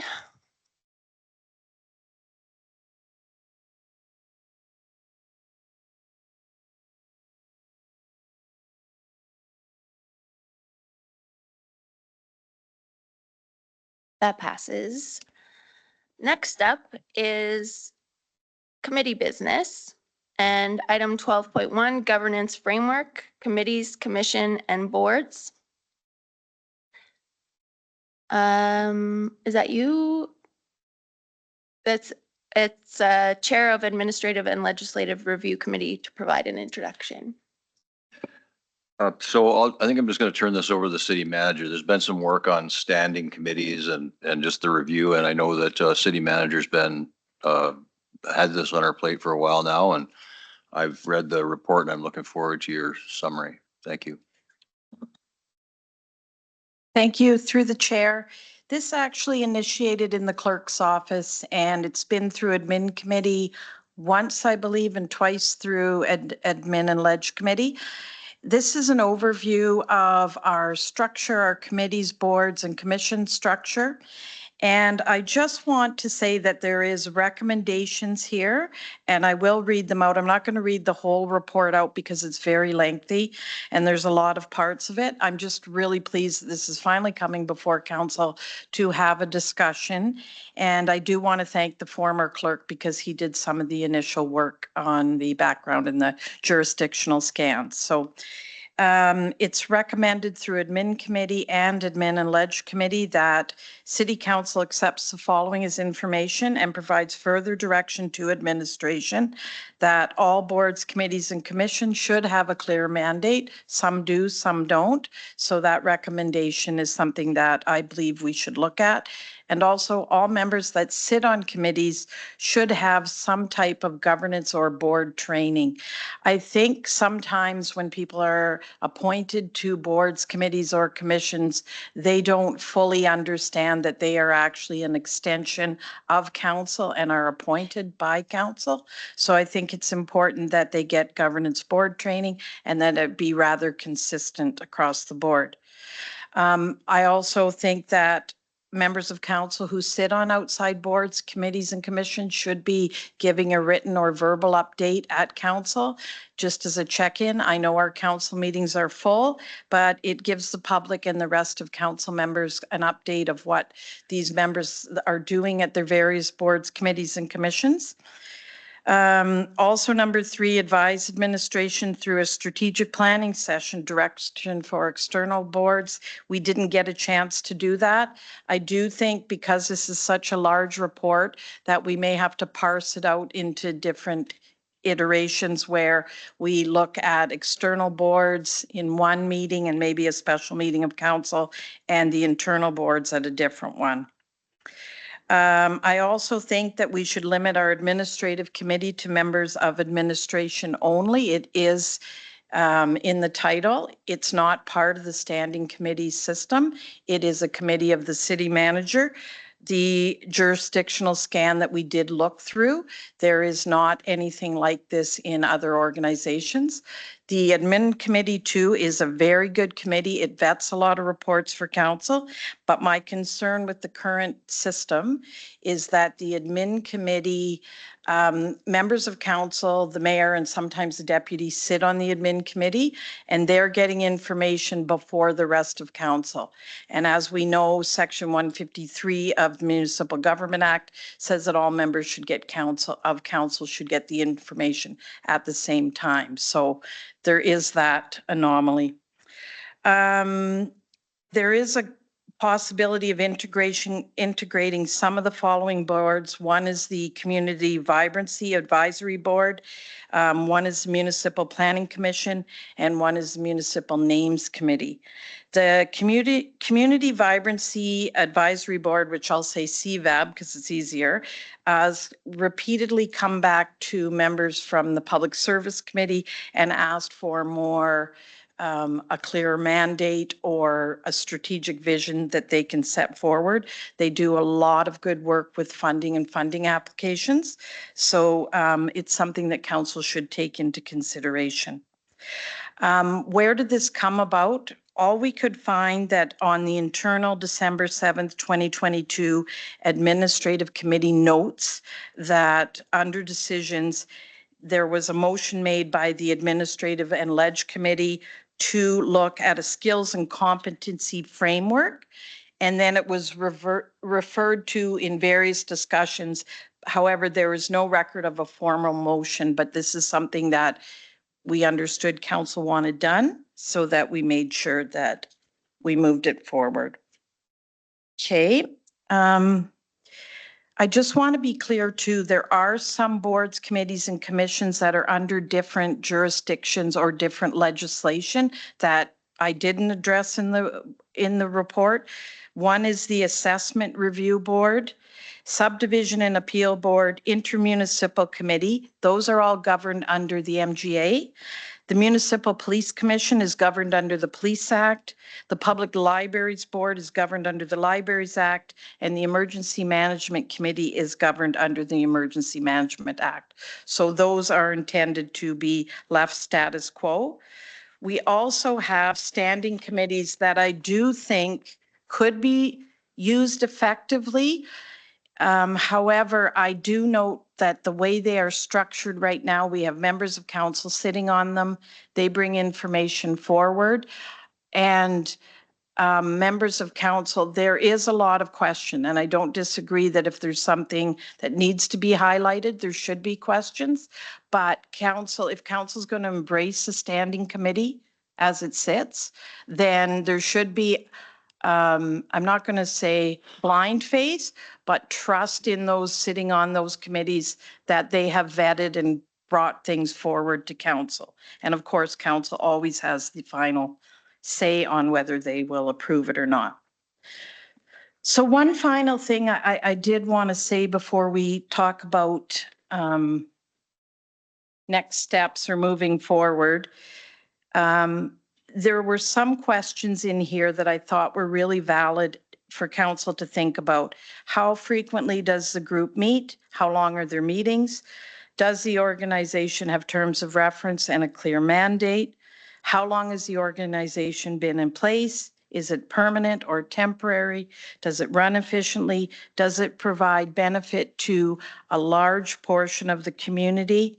Does the target group of beneficiary already have community support from other sources? And what impact do city decisions have in the organization? Is the organization non-for-profit? Is a council member expected to attend meetings solely as a liaison, or are they a voting member? Are council members expected to represent the will of council and uphold their fiduciary duty for the good of all, or provide their personal perspectives? Would a staff member be more appropriate than a member of council? And should council representative be participating at all? And if so, why? We're trying to be respectful to members of councils and their time, because there is a lot of work under your council duties. So this is a timely review, I think, to look at these and to have a further discussion about it. On a personal note, some outside work that I'm doing is actually focused on special purpose boards. And I've had just some cursory conversations with different political people. And there's always the misunderstanding of when people sit on boards, what is your role? Are you there as a member of council to support council? Or do you take your council hat off and sit on the board? So that question is yet to be answered, but it's one that a lot of people have a different opinion of. So with that, I will leave it there and I will be open to questions. Councillor Knodel. Thank you. Thank you, Mayor Clark, through the chair to city manager. So in regards to admin committee, I appreciate the jurisdictional scan. I think that, I guess this is half a comment, half a question. I feel that the point in the MGA that you alluded to makes good sense because as it stands currently, I don't feel like we get any sort of update about what is happening in admin committee, and I don't like that. I don't feel like we ever have. So whatever happens in admin committee is a big mystery to me, and it would be nice that either we decide as council that admin committee becomes that there's a debrief afterwards, or there is no council representation. And I do think due to the nature of the work that is done there, it is a bit backwards to have both parties at play. I don't think it's impossible to make it work, but if the mindset when council arrives at that meeting is that we are doing the work, that's not the role that we should have in that meeting. It should be a very high level, like that's my feeling at least. So perhaps you could explain how it's functioning currently, and if you feel there's room for communication back to council, and if you know that exists elsewhere at all, and what that might look like. And then I have one other question, but I'll hold it. I can provide a bit of background. So up until last term, the administrative committee was a council committee. It only is the mayor that sits on it, although as chair, the current city manager has permitted other councillors to come to it as well. Per our procedure bylaw, everything that comes through, things come through admin committee to get to council. So other than like the decisions about contracts or certain things that admin could provide, like sole sourcing, procurement, that kind of thing, everything comes to council. And we should, I believe we do get the minutes within our packages, but that's how the information flows. It's the same as, but we should be getting them in our packages. It's the same as a closed council meeting. That information is just relayed to those councillors, not to everyone at the same time. But when it comes to the council meeting, everyone gets that information. It is designed to be a way for the elected mayor to provide some input in what comes to council as chair of council. So the elected mayor as chair should, in my view, have input on what is coming to council and strategizing around what comes to council.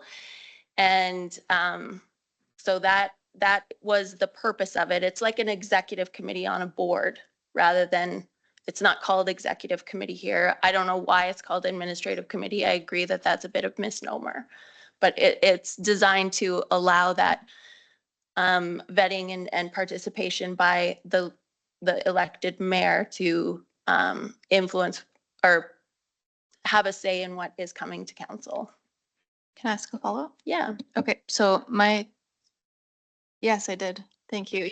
That would be great. Through the chair, one of the things that we did notice in the jurisdictional scan, any other committee that had members of council on it, they were agenda review committees. So that was something that was different.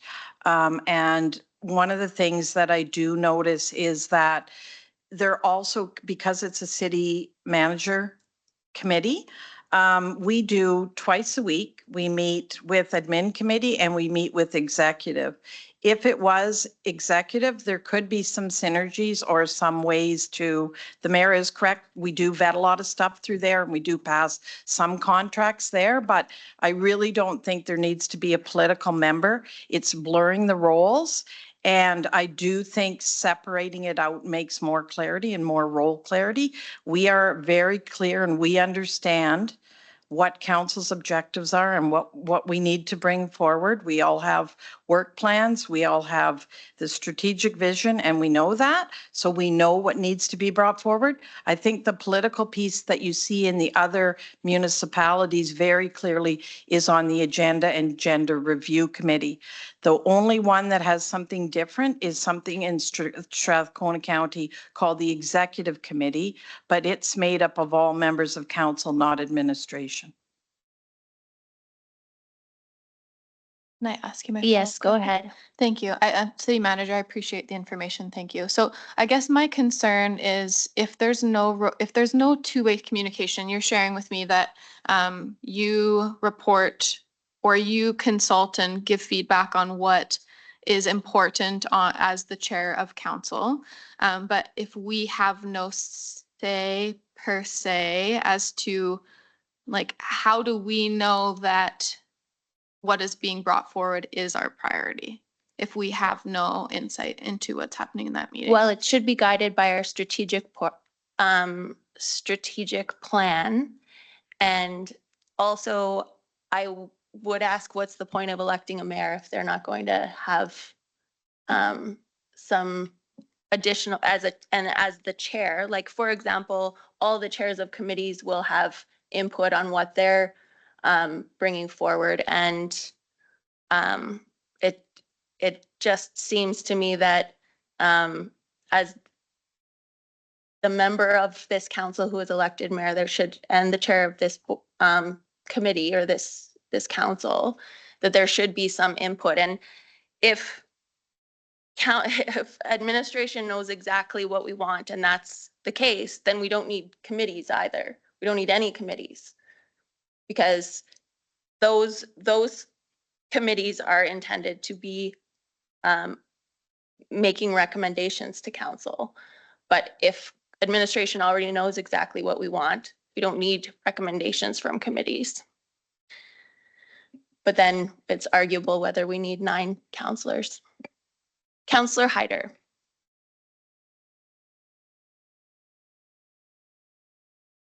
Councillor Hyder, you're next on the list, and then there's a number of other people. Thank you, and through the chair. Just when I was reviewing the document, city manager, that you presented about the committees, I fully support this. And I love that it's the way it was presented. I completely agree with when you're sitting on an outside committee, it would be great to have a report back. Just for example, maybe PEP or anything like that, then the council is informed and people kind of feel they're in the loop. And there's all sorts of exciting outside committees that as a councillor you sit on, and it's nice to share ideas and reports that are coming of that. I also support, I think it was number 6, about integrating, for example, CVAB, perhaps underneath the Public Service Committee. So I thought it was a great report, City Manager, and I thank you for the work on this. Councillor Robbins. Yes, thank you. And through the chair, maybe I'll touch on, I have a couple of comments if that's okay. So I'll just touch on the admin committee, having gone to a few of them. I was sort of a bit unsure how much I should get into the conversation, as mostly what was discussed was operational in nature. However, I will say I agree with Mayor Clark that the idea of the CAO, or city managers, we call them in our CEO or chief elected officer, having agreement and understanding what the strategic plan is and how what is coming to council reflects that plan. And I see in the other places, they call it different things, but I feel like it's just a matter of to me, a little bit of just the name, right? So the administrative committee is where you're gathering things together and saying, these are the things we could bring to council and when we could bring them to council and what looks like it's ready, what needs more time. And then there's a matter of like, which things are going to council this week or maybe in a month or 2 months and how, and it sort of does operate, as Mayor Clark indicated, like the chair of a committee. So as chair, I meet with Managing Director Hutter and sort of talk about what's going to go on the agenda. And then I might bring up questions that I've heard in the community that I think, because he does a verbal update, that he may be able to answer. That would be helpful for the community to know if I've come across them where we've been emailed something specific. But then determining what goes on our outstanding item list that we're kind of tracking long-term in the committee, that those decisions belong to the whole of the committee, not to the chair. So I think there's something in that model that we could play with a little bit. I agree that it's almost like your executive leadership team meetings and the admin meetings are really the same thing. Maybe they're really completely different, but so I agree with you on that.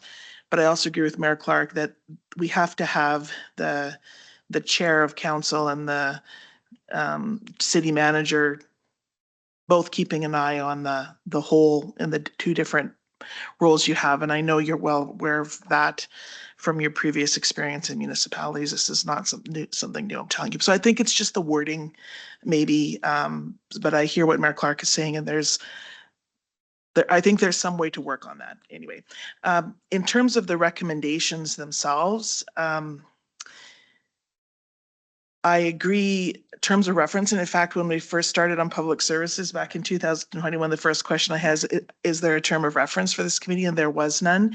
We did put it on our outstanding item list. Remember back in the day, we had that on our list, but we were waiting for something like this to say, so that they would all have the same format across the board. So I'm really grateful to see this come back around. So I always felt like it was something that I left undone that I really thought was important. And I know recently the library offered governance board training for the board. And as we get new board members coming, this is really timely to prepare that. Some of the boards that we appoint to, that might be a funding issue to be able to manage, a full day of board training. So if the city was involved in that, that would be very helpful. I have been asking to provide reports, so I'm very happy to do that anytime. I love going to meetings of the community and sort of reporting back. And we kind of do that casually, but I'd like to do it in a more formal way. So I'm quite happy to do that. I did have some thoughts about the external boards. And I think the next logical step for me is to go to those external boards who have a council member sitting on them and say, what value does this have for your organization? So now I think it's some community involvement with those boards. We've had this discussion at least two of the external boards that I sit on, is what is the role of council? So we go back to the bylaws. When do you take the council hat on and put the library hat on? And it can, building some ideas about that would be very helpful.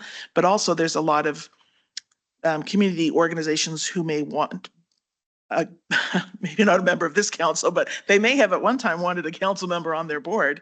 And what does that look like and how do we select those people is important. But I would like to know maybe from the people we already work with, what do they think, what value do they think it brings? So to get some of that, so you've given us a great overview of what we do. I'd like to say, does it help?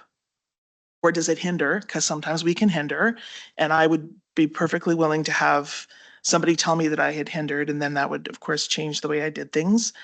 And I think that some of the discussion of the other boards, Community Vibrancy Board, Municipal Planning, Municipal Names, I think, again, we need to go back to those boards and talk to them about what they see as their vision. And I know I've gone to many Community Vibrancy Board meetings.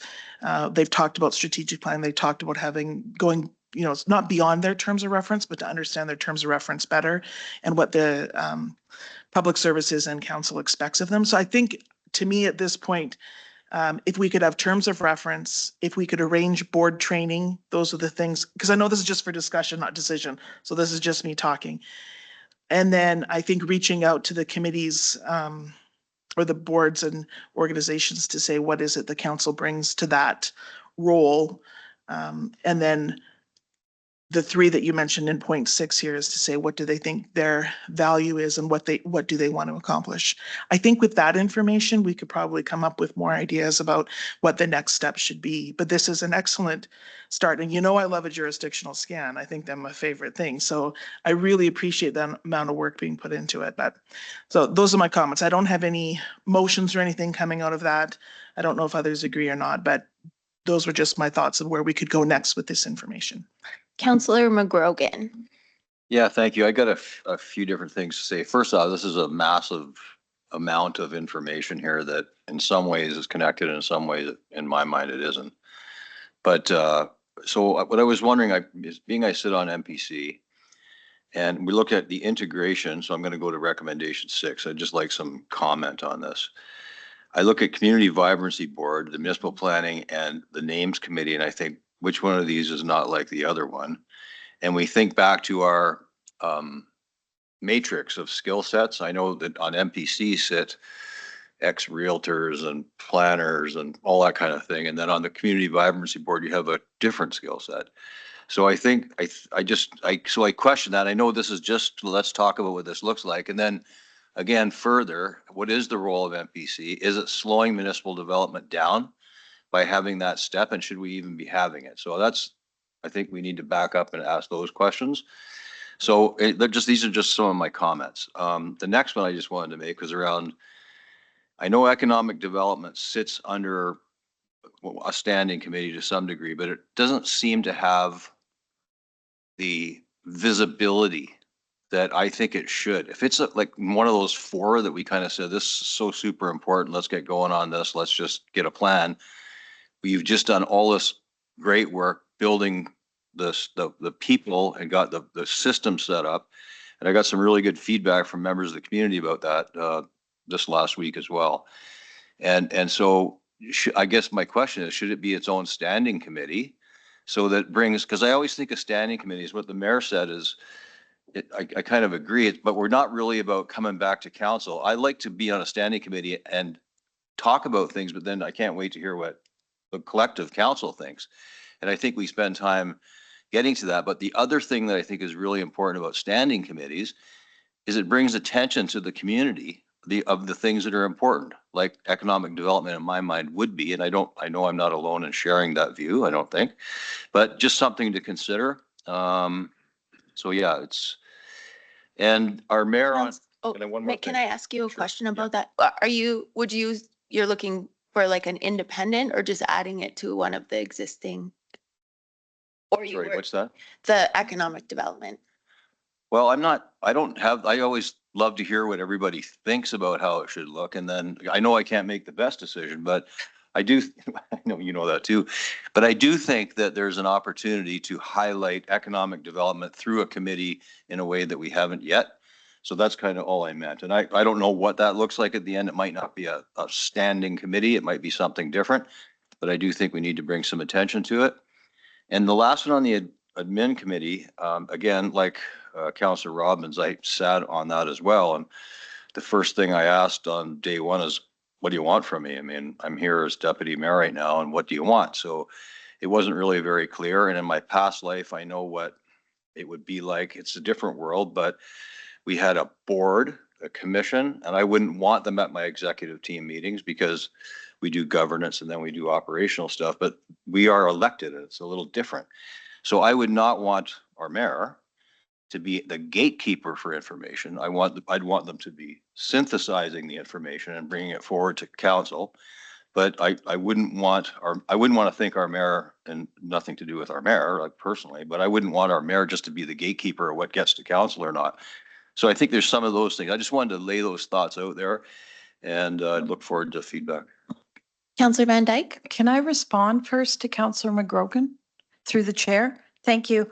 And one of the things, Councillor McGrogan, when you've made some really good points, one of the challenges, first of all, with admin committee and members of the mayor or members of council sitting on it, and this isn't this council, but anecdotally, I heard from staff that things got stopped at admin committee. So there is that concern, but also no clarity either. What is the role of council sitting on this committee?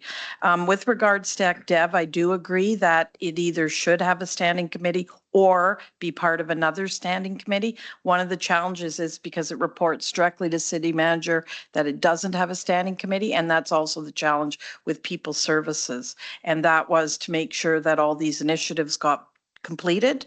And as the director was making sure that she was developing her team and her strategy, that she had direct access. I'm not saying it'll be like that forever, but in the meantime, I do agree that there's been a missing link there for council to understand what's going on with.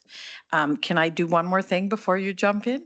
MPC, because we're in the middle of the land use bylaw and that's happening. We've had Managing Director Bowen and I've had some discussions that really we should come back with a report, talk about the challenges that we're hearing in the way we engage some of our residents and developers who are trying to either promote development through the land use bylaw. Is the MPC the right vehicle for that? So I think that one has to be a separate item dealt with itself because it involves a lot of other complexities. Thank you, Madam Mayor. I just want to follow up. So I appreciate your comments about the other like HR or people services. They're very internally focused and like the solicitor department. Whatever goes on there, I don't think we care as long as it gets done, right? But you know what I know she cares. But what I mean is that economic development is just so forward facing and so important to our community and not just the developer community, all of our community. So that was, I think, the distinction as I heard you explain that. And I see that you're thinking that as well as far as the future versus the setup, right? Thank you. I would just want to make one point of clarity before I go to Councillor Van Dyke. I did stop one thing. Administrative committee minutes came to council. I didn't cause them to stop. I don't know why they stopped. But council was made aware it was an item involving Invest Medicine Hat, and council was advised. And upon reviewing the materials, I think we're in agreement with not moving forward with that. Councillor Van Dyke. Yes, thank you through the chair. Just a few comments on the package in general. So I think that having clear terms of reference would be helpful. I think with CVAB, they have done tremendous work in vetting for awards and grants, and maybe some clarity around if that should be the whole of their role, and also, those themselves, those awards are very specific times of the year. So perhaps timing is also a factor there rather than meeting every month. I'm not sure what their schedule is, but some clarity around that might give them greater purpose going forward. I think they do serve a valuable role doing those things in our community, but they're just not clearly defined right now in what they're doing. In regards to counselors sitting on exterior boards, I think for the duration of my term on council, I've only served on boards or commissions that are made up entirely of counselors with pre-existing terms of reference. So it's always been very clear what our role or my role has been in those groups because we're sitting there as counselors representing our municipalities. So that's a little bit different, I think, than perhaps Councillor McGrogan on the Stampede board or Councillor Knodel sitting on Medelta. That would be a little bit more ambiguous, I think, for them. So that clarity would be helpful, I'm sure. In regards to MPC, I agree with Councillor McGrogan. I have questions about whether it slows things down. I recently took the council's role in land use and development approval, and a lot of that discussion in there was around having the right kind of policy procedures and bylaws that remove the political from a lot of the decision making, and I agree wholeheartedly with that. So I personally would be willing to consider MPC being disbanded and the work that they're done rolled into administration, with the subdevelopment approval board still being as the recourse for people in the community that have issue with decision making. And then also, as Councillor McGrogan had mentioned, the Economic Development Department.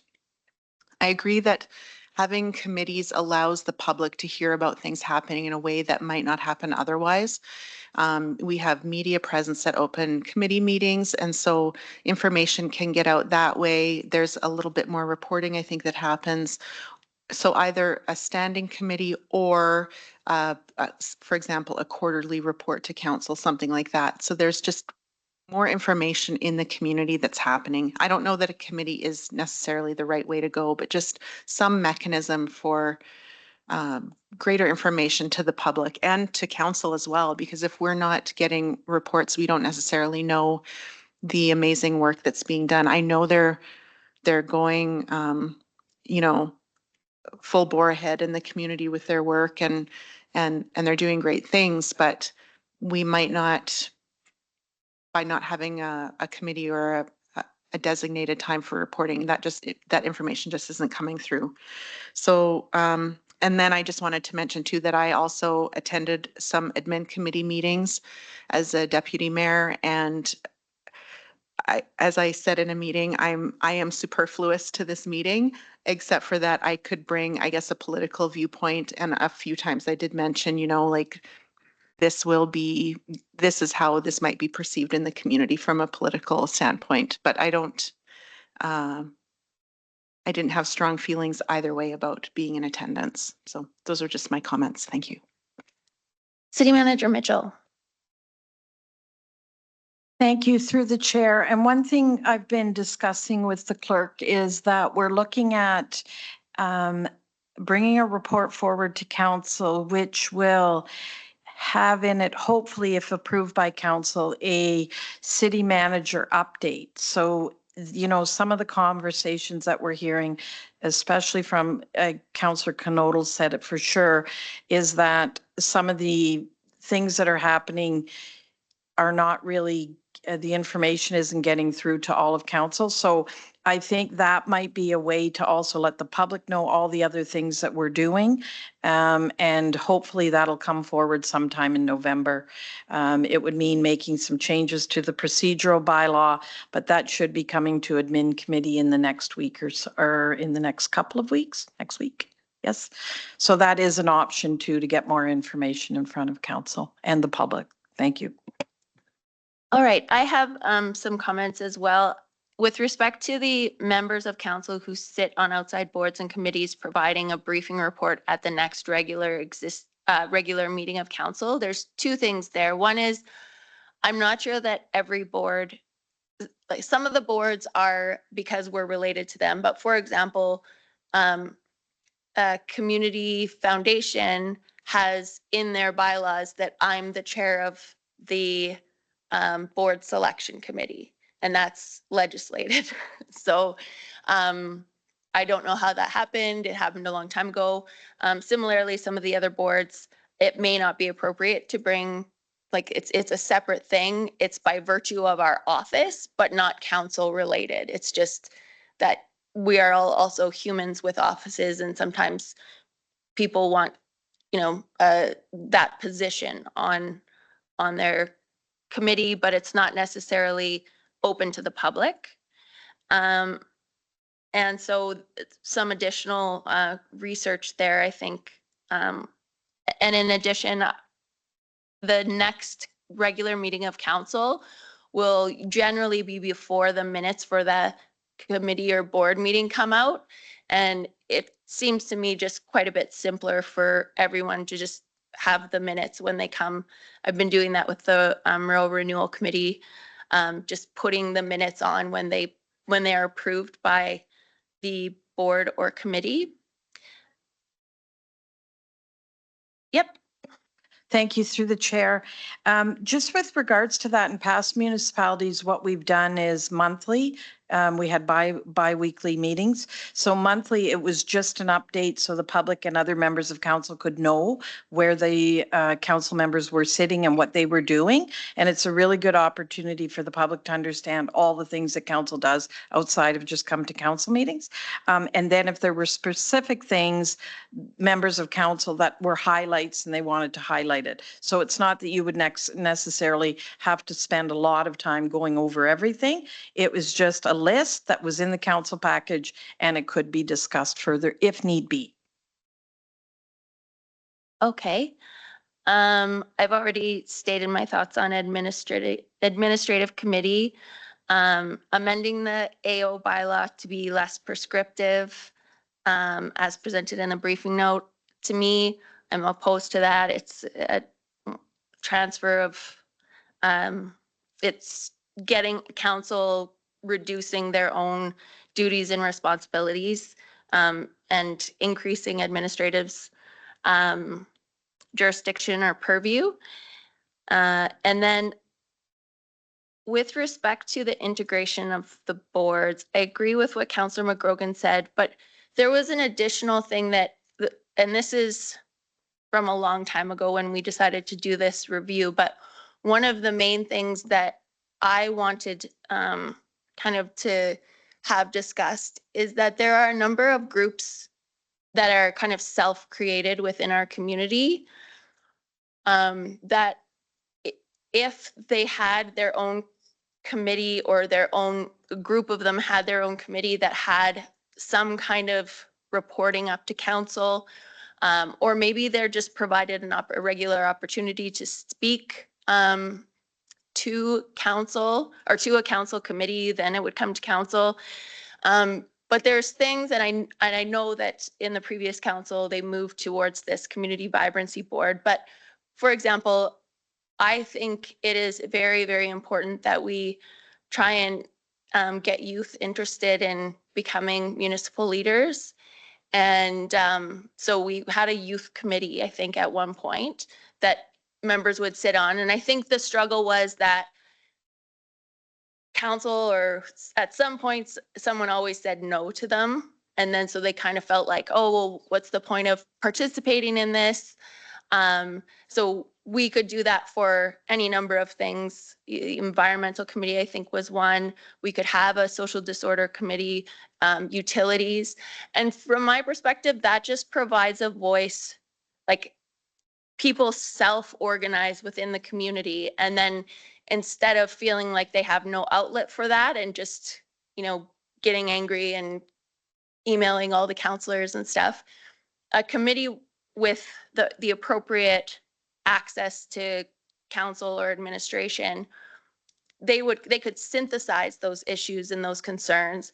And then we're dealing with the group as a whole instead of just, 800 people individually, and allowing them an actual part in the process. So that's something that I really hoped we would consider, is creating a few committees so that we can marshal the information in a way that isn't just a million emails all the time. Like it's a coordinated way to get community input to the right person in the municipality or the council as a whole. So I think out of the comments, this is a very, very big document. So I'm glad this is just for information. Because in some ways, I feel like I don't get the connection between things, but I need time to process. So it's good that it's just for information. Any other comments or questions? Yes, Councillor Robbins. Sorry, thank you, Mayor Clerk, and through the chair. I just wondered what was going to be next from the city manager's perspective, what you've heard and sort of where you plan to go, and if we could give you any help with that direction. Thank you, through the chair. And I was going to suggest that from what I've heard, some of the comments are that we would bring a report back for sure on the MPC to talk about that, a separate report. And I also think that I would like to get direction on clarifying terms of reference, because I think that that could be done right away. And then I would ask council what else they would like, because I heard some common themes, but then I heard some different themes. Mayor Clark has just indicated that it sounds like she wants to make some other committees. So I'm not sure where we're at with that. So I would like some clarity, please. Counselor Hirsch. And another option would be, just before you go, is that I know Counselor Hirsch often says we don't want to make motions on the fly. We could always provide an opportunity, and we could waive the notice of motion, but we could do the actual direction at the next meeting, or meeting after that. Counselor Hirsch. Thanks. Well, I'm pleased to see the effort in terms of where we're at and then maybe where we're headed. I don't think it's ever a bad thing to review the appropriateness of all the committees that we sit on, and certainly some of the inner committee work that's getting done. As a bit of a history lesson, actually a mid-committee was formed exactly as it was stated, to talk about issues relative to the organization at the administrative level. And it was actually just an invite, I guess almost the equivalent of a guest request for the mayor to sit in, just to get a sense on what was going on from administrative side. Certainly not really intention to provide input at that point in time, because the idea being that the agenda comes out later on, and I fully support the idea of the mayor, et cetera, and some of the comments and the examples that were provided is an agenda committee. And I think it's important to delineate the two. So I appreciate the effort on that. I am comfortable with the direction, I guess, in terms of fleshing a little bit more of the details. I think what I'm hearing already tonight is suggestions that certainly I know the city manager is earnestly writing down the kind of some of the feedback. I'm actually comfortable in terms of the continuing on with the quest in terms of where you're at. And again, I've always wondered, and even in the last term where we've added a few more committee appointments, and I don't know how that was ever ratified. So I'm all for that. As we talked about in our strat planning, we should actually have a listing of what we do and why is it important. And I think it might be time for that to be reviewed in earnest. Thanks. Counselor Dumanowski. Thank you, through the chair. Just a few thoughts based on what's before us in the form of recommendation and some of the feedback so far. A good conversation, lots of heavy lifting there. City manager, thank you to you and your staff for doing that. I do agree there's more conversation to be had. Just kind of working through them. For me, number one, all members having governance board training, I think is prudent. I guess my only thought would be around how it's supported and how often, because we do have a number of places where we have members changing quite often, or certainly annually. And so it would be a question of how often this is provided and are we doing it? Because if we're not doing it, then it shouldn't be our recommendation. Two, brief reports. In the past, over the time I've been here, we've had minutes come from some of the outside groups that just came in the form of information into the open agenda, and they were there for reference. The challenge is, and I think someone made the point, some of these boards, our role is a participant.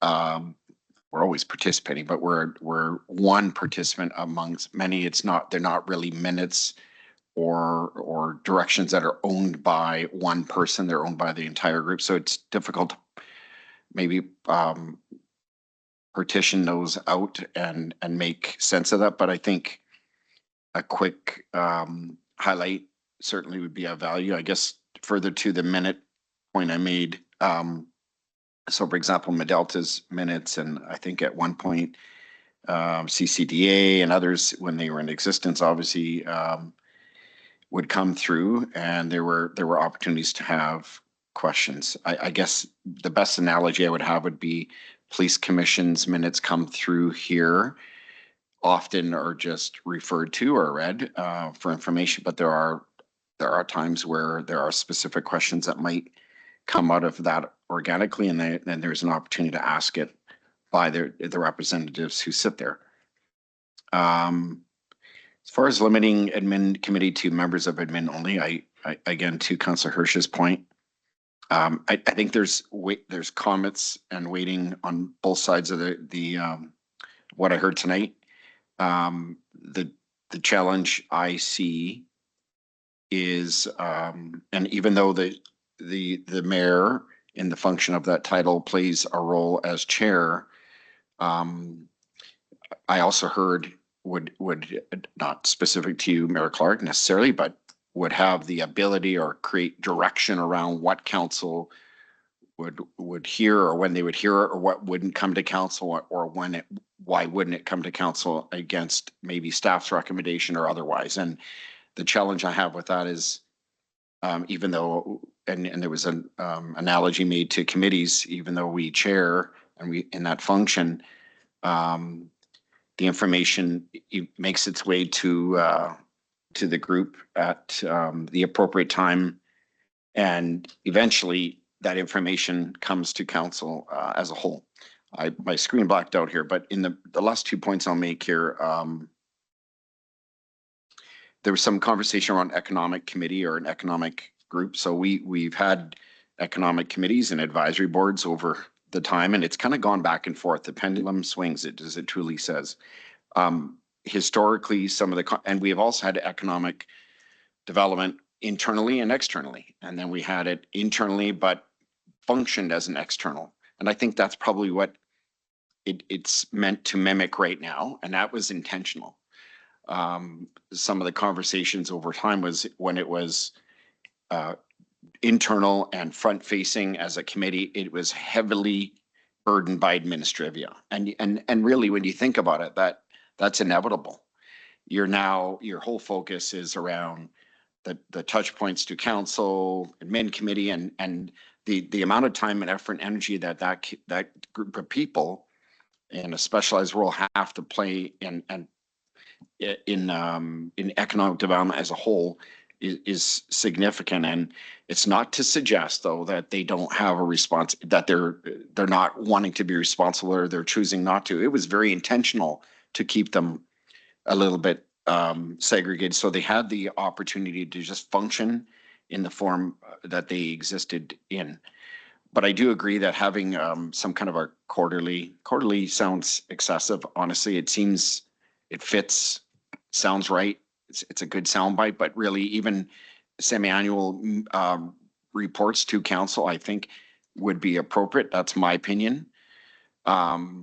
We hold our city manager as our one employee to many tasks that have touch points eventually through that role, and this would be an appropriate one. In this case, the city manager's role would be to ensure that the key KPIs or key performance indicators are being met, or councils or the community's goals or action items are being met through the city manager through that committee.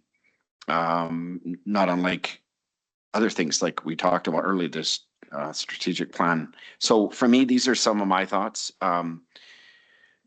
But I know the city manager, I would imagine you're wanting more clarity around where we go, where we not go. My only parting comment, and even though my screen's black, was adding more committees. Again, we very intentionally, and that doesn't mean it was the right thing, but the pendulum went away from that. We had a lot of different committees. We had Arts and Heritage Advisory, we had Public Art Board. I could go on and on. The problem was, to some extent, what we're experiencing with the Community Advisory Board, it was, what is the mandate? How much work? And we were almost forcing ourselves to create work or create some kind of rigor around the existence of these committees, to the point where we would have supper and we would invite special guests and we would do things, and not that they didn't have value, but in the end, it really, it frustrated members who were taking time to participate only to find that there wasn't a lot of meat and potatoes there, no pun intended. Good suppers, but not that way. In the end, the function, I think, of committees should be should have a very holistic approach and meaningful approach that if we're going to create additional ones to become a form of communication or in function of the community and that committee, then the expectation will be from those members as spokespeople for the people whom they're hearing from, that they have an ear here. And then that lends itself back to, do they report directly to council or back through another standing committee? Because we had committees that reported direct to council. And again, it was moved backward through committees or removed entirely to reduce the expectations that came out of that, because there were members in some committees that had grand expectations on what would eventually make directly to council's table. So a lot of thoughts. I probably am not adding any more clarity to where this conversation is going, but just giving some of the history. But I appreciate that this council needs to wrap their head around it. Councillor Robbins. Thank you. And through the chair, I just wonder, City Manager Mitchell has indicated a couple of things she heard uniformly that she can take away from this meeting. And Mayor Clark, I liked your idea if we could waive the time of the notice of motion, then maybe at next meeting we could make motions about the different things that were important to us individually and see if there's other support. If we could all agree, at least at this point, we could waive that notice of motion timing for next meeting, and then we could, it would be nice if we sort of give each other the heads up, if that's all right, of what that notice of motion might be, just so we're not caught without some thought about it. But that might help then, City Manager Mitchell, with your specific direction that's based on a vote. That's what I would like to see personally. And if the notices of motion, I believe ordinarily, in the ordinary course of things, they have to be provided a week in advance. So that probably would give, if we can endeavor to provide the notice of motion for inclusion in the agenda, I think that would be helpful as well. All right, seeing no further speakers, we will move on to our final item, which is an electric generation budget amendment for 2023 Unit 15 hot section replacement and B, air compressor and dryer replacement. I think Councillor Hirsch, you're the chair of Energy. Yes, and I don't know if Senior Manager before want to talk and introduce it, or should I just do the motion? Okay. Thank you. Through the chair, this has gone through a few committee and this is a large item. And I will let Councillor Hirsch outline it and then possibly over to Managing Director Pankos for some further detail. Thank you. Appreciate that. Just given it's a larger dollar figure, that's important. So I will make a motion. I move that council approve an amendment to the 2024 electric generation capital budget for the Unit 15 hot section replacement of $4,113,000 funded by working capital, and amendment to the 2024 electric generation capital budget to create a new capital project, B, air compressor and dryer replacement of $200,000 funded by working capital. I'll second that. Managing Director Pankos, did you have any comments you wanted to add or explanation? Thank you. Through the chair, this is one of those unique situations that happens to occur in electric generation where we had planned maintenance occurred that takes several months to get shop time. This unit was sent away for work. While the unit was dismantled, a number of found work items, how we phrase it, had been identified and addressed on site, as well as a particular piece of component that was shipped overseas for further investigation. it was determined that unit was no longer repairable. So we actually received a spare directly from the shop and ultimately needed to also replace that once it was confirmed that the other one was not repairable. So it was one of those situations where the unit is open in very tight shop space that is difficult to access and get into.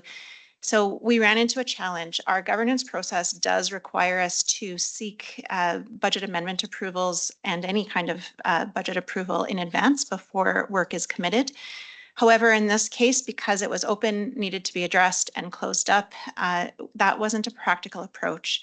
So I will fully acknowledge this is an awkward request for myself as well as for all of you because the work is complete.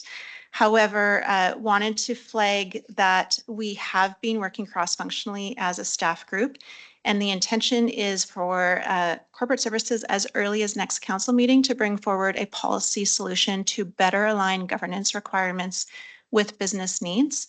But for specific, more technical information on what that work was, we do have Director Mostaway as well as Manager Hassan available for some questions. Thank you very much. I appreciate the policy direction or recommendations coming forward. But if I'm to understand you correctly, this money has been spent and there's really, I mean, we can't unspend it. Yeah. Unfortunately. Okay. I appreciate that in urgent situations, you know, operations have to continue. So I, again, appreciate that policy recommendation is coming forward. Councillor Robbins. Yes, thank you through the chair. I think we've all had that time where you took your car in to get a, oil change and found out all of a sudden it needs new brakes or something. So this is just much, much, much more expensive than that. I did read the notes from Energy, Land and Environment, and I thought some of the questions were answered to me in that. And I just want to make sure I understand really the option here is to say no, and then you'll come in over budget, or to allow the budget amendment to proceed, and then your budget will not be affected. There's really we still have options here, but really it's make you come over budget or agree to the budget amendment. Effectively through the chair, yes, certainly our CFO could assist, but the intention would be to fund this from working capital. So the intention, if approved, or even if it was over budget, the outcome would be the same, where the dividend back into the city would be lessened by the amount of the variance. Okay, thank you very much. And I see Managing Director Egert nodding as well, just in agreement, I think. Yep. Councillor Hirsch. Well, and just to kind of highlight it at 100,000-foot level, this is certainly a classic example as to why we actually build in reserves, both capital and especially for our Comco divisions. We are in a market and in a business that, as you can tell, with a lot of zeros. And quite frankly, the fact that we try to budget the best way we can, projecting out the best way we can, trying to understand the best we can is always contingent on the best strategy. But I love the comment that Councillor Robbins indicated is it's simply that where we opened up the hood of this particular unit and found that there's striking issues that made it inoperable. So how do you budget for the unplanned? So the challenges, and it'll be interesting, and I look forward to kind of the suggestion from Managing Director and I guess from both departments in terms of how do you crack that nut financially when it comes to building in, quite frankly, and it might be in this case contingencies, a contingency line that says, hey, we can't forecast when things are going to break down. We rely on the fact that we think we got good quality equipment. That said, we heard quite specifically how even the best maintenance program, the best work that's being done to try and make sure you got longevity of your assets, even that can sometimes result in a failure. So, again, I want to build on the fact that we do have money set aside. I think in the public, they're saying, geez, that's a lot of money. But quite frankly, we just spent $4 million on a part. And I think, and a unit, quite frankly, and I think that's that's certainly my takeaway. But again, looking forward to the suggestion being made, and I appreciate Managing Director Pancoast that you take the effort that you did just to, quite frankly, it was a business decision that you have to move forward with. And I know our procedures and sometimes get in the way. In fact, I will tell a quick story. When we were years ago with another city manager, we had a attempt to save money by a drilling rig that was actually going to drive right by our drilling area, and they knew we wanted to drill, but they said, we'll give you a great deal because we're in the market. And he says, you might as well keep on going because by the time I get you an answer, it might be 2 weeks. And he goes, I'm not sure you understand. I'm driving by. And he goes, that's my point. So I'm looking forward to even some sort of accommodation on whatever that looks like. And I don't know if that adds to maybe what you're going to bring forward, but some sort of consideration when business decisions have to be made earnestly to save money on behalf of the citizens and certainly the taxpayers of the city of Medicine Hat, because I'm not so sure we're capitalizing on that. So anyway, my thoughts, and thank you. All right, seeing no further speakers, we'll vote on the motion.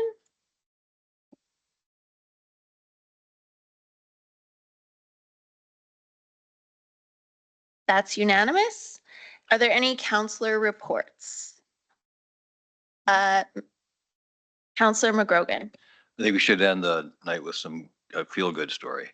I should have did this earlier, but I attended the 7/70 event at the Medelta Center last Friday night, and I just have to tell you, it was a extremely positive community event. There were a lot of really amazing people there. The premier was there, mixed with everybody. You know, it was just a really positive overall night, and it was nice to see 7 people that were given, you know, recognition for work that they've done after they've turned 70 in this community and added value to this community. And every one of them were, they were excellent. So on behalf of, I guess, just, I guess as representing council that night, I want to thank the Community Foundation for doing a great job and look forward to the next one. Thank you very much.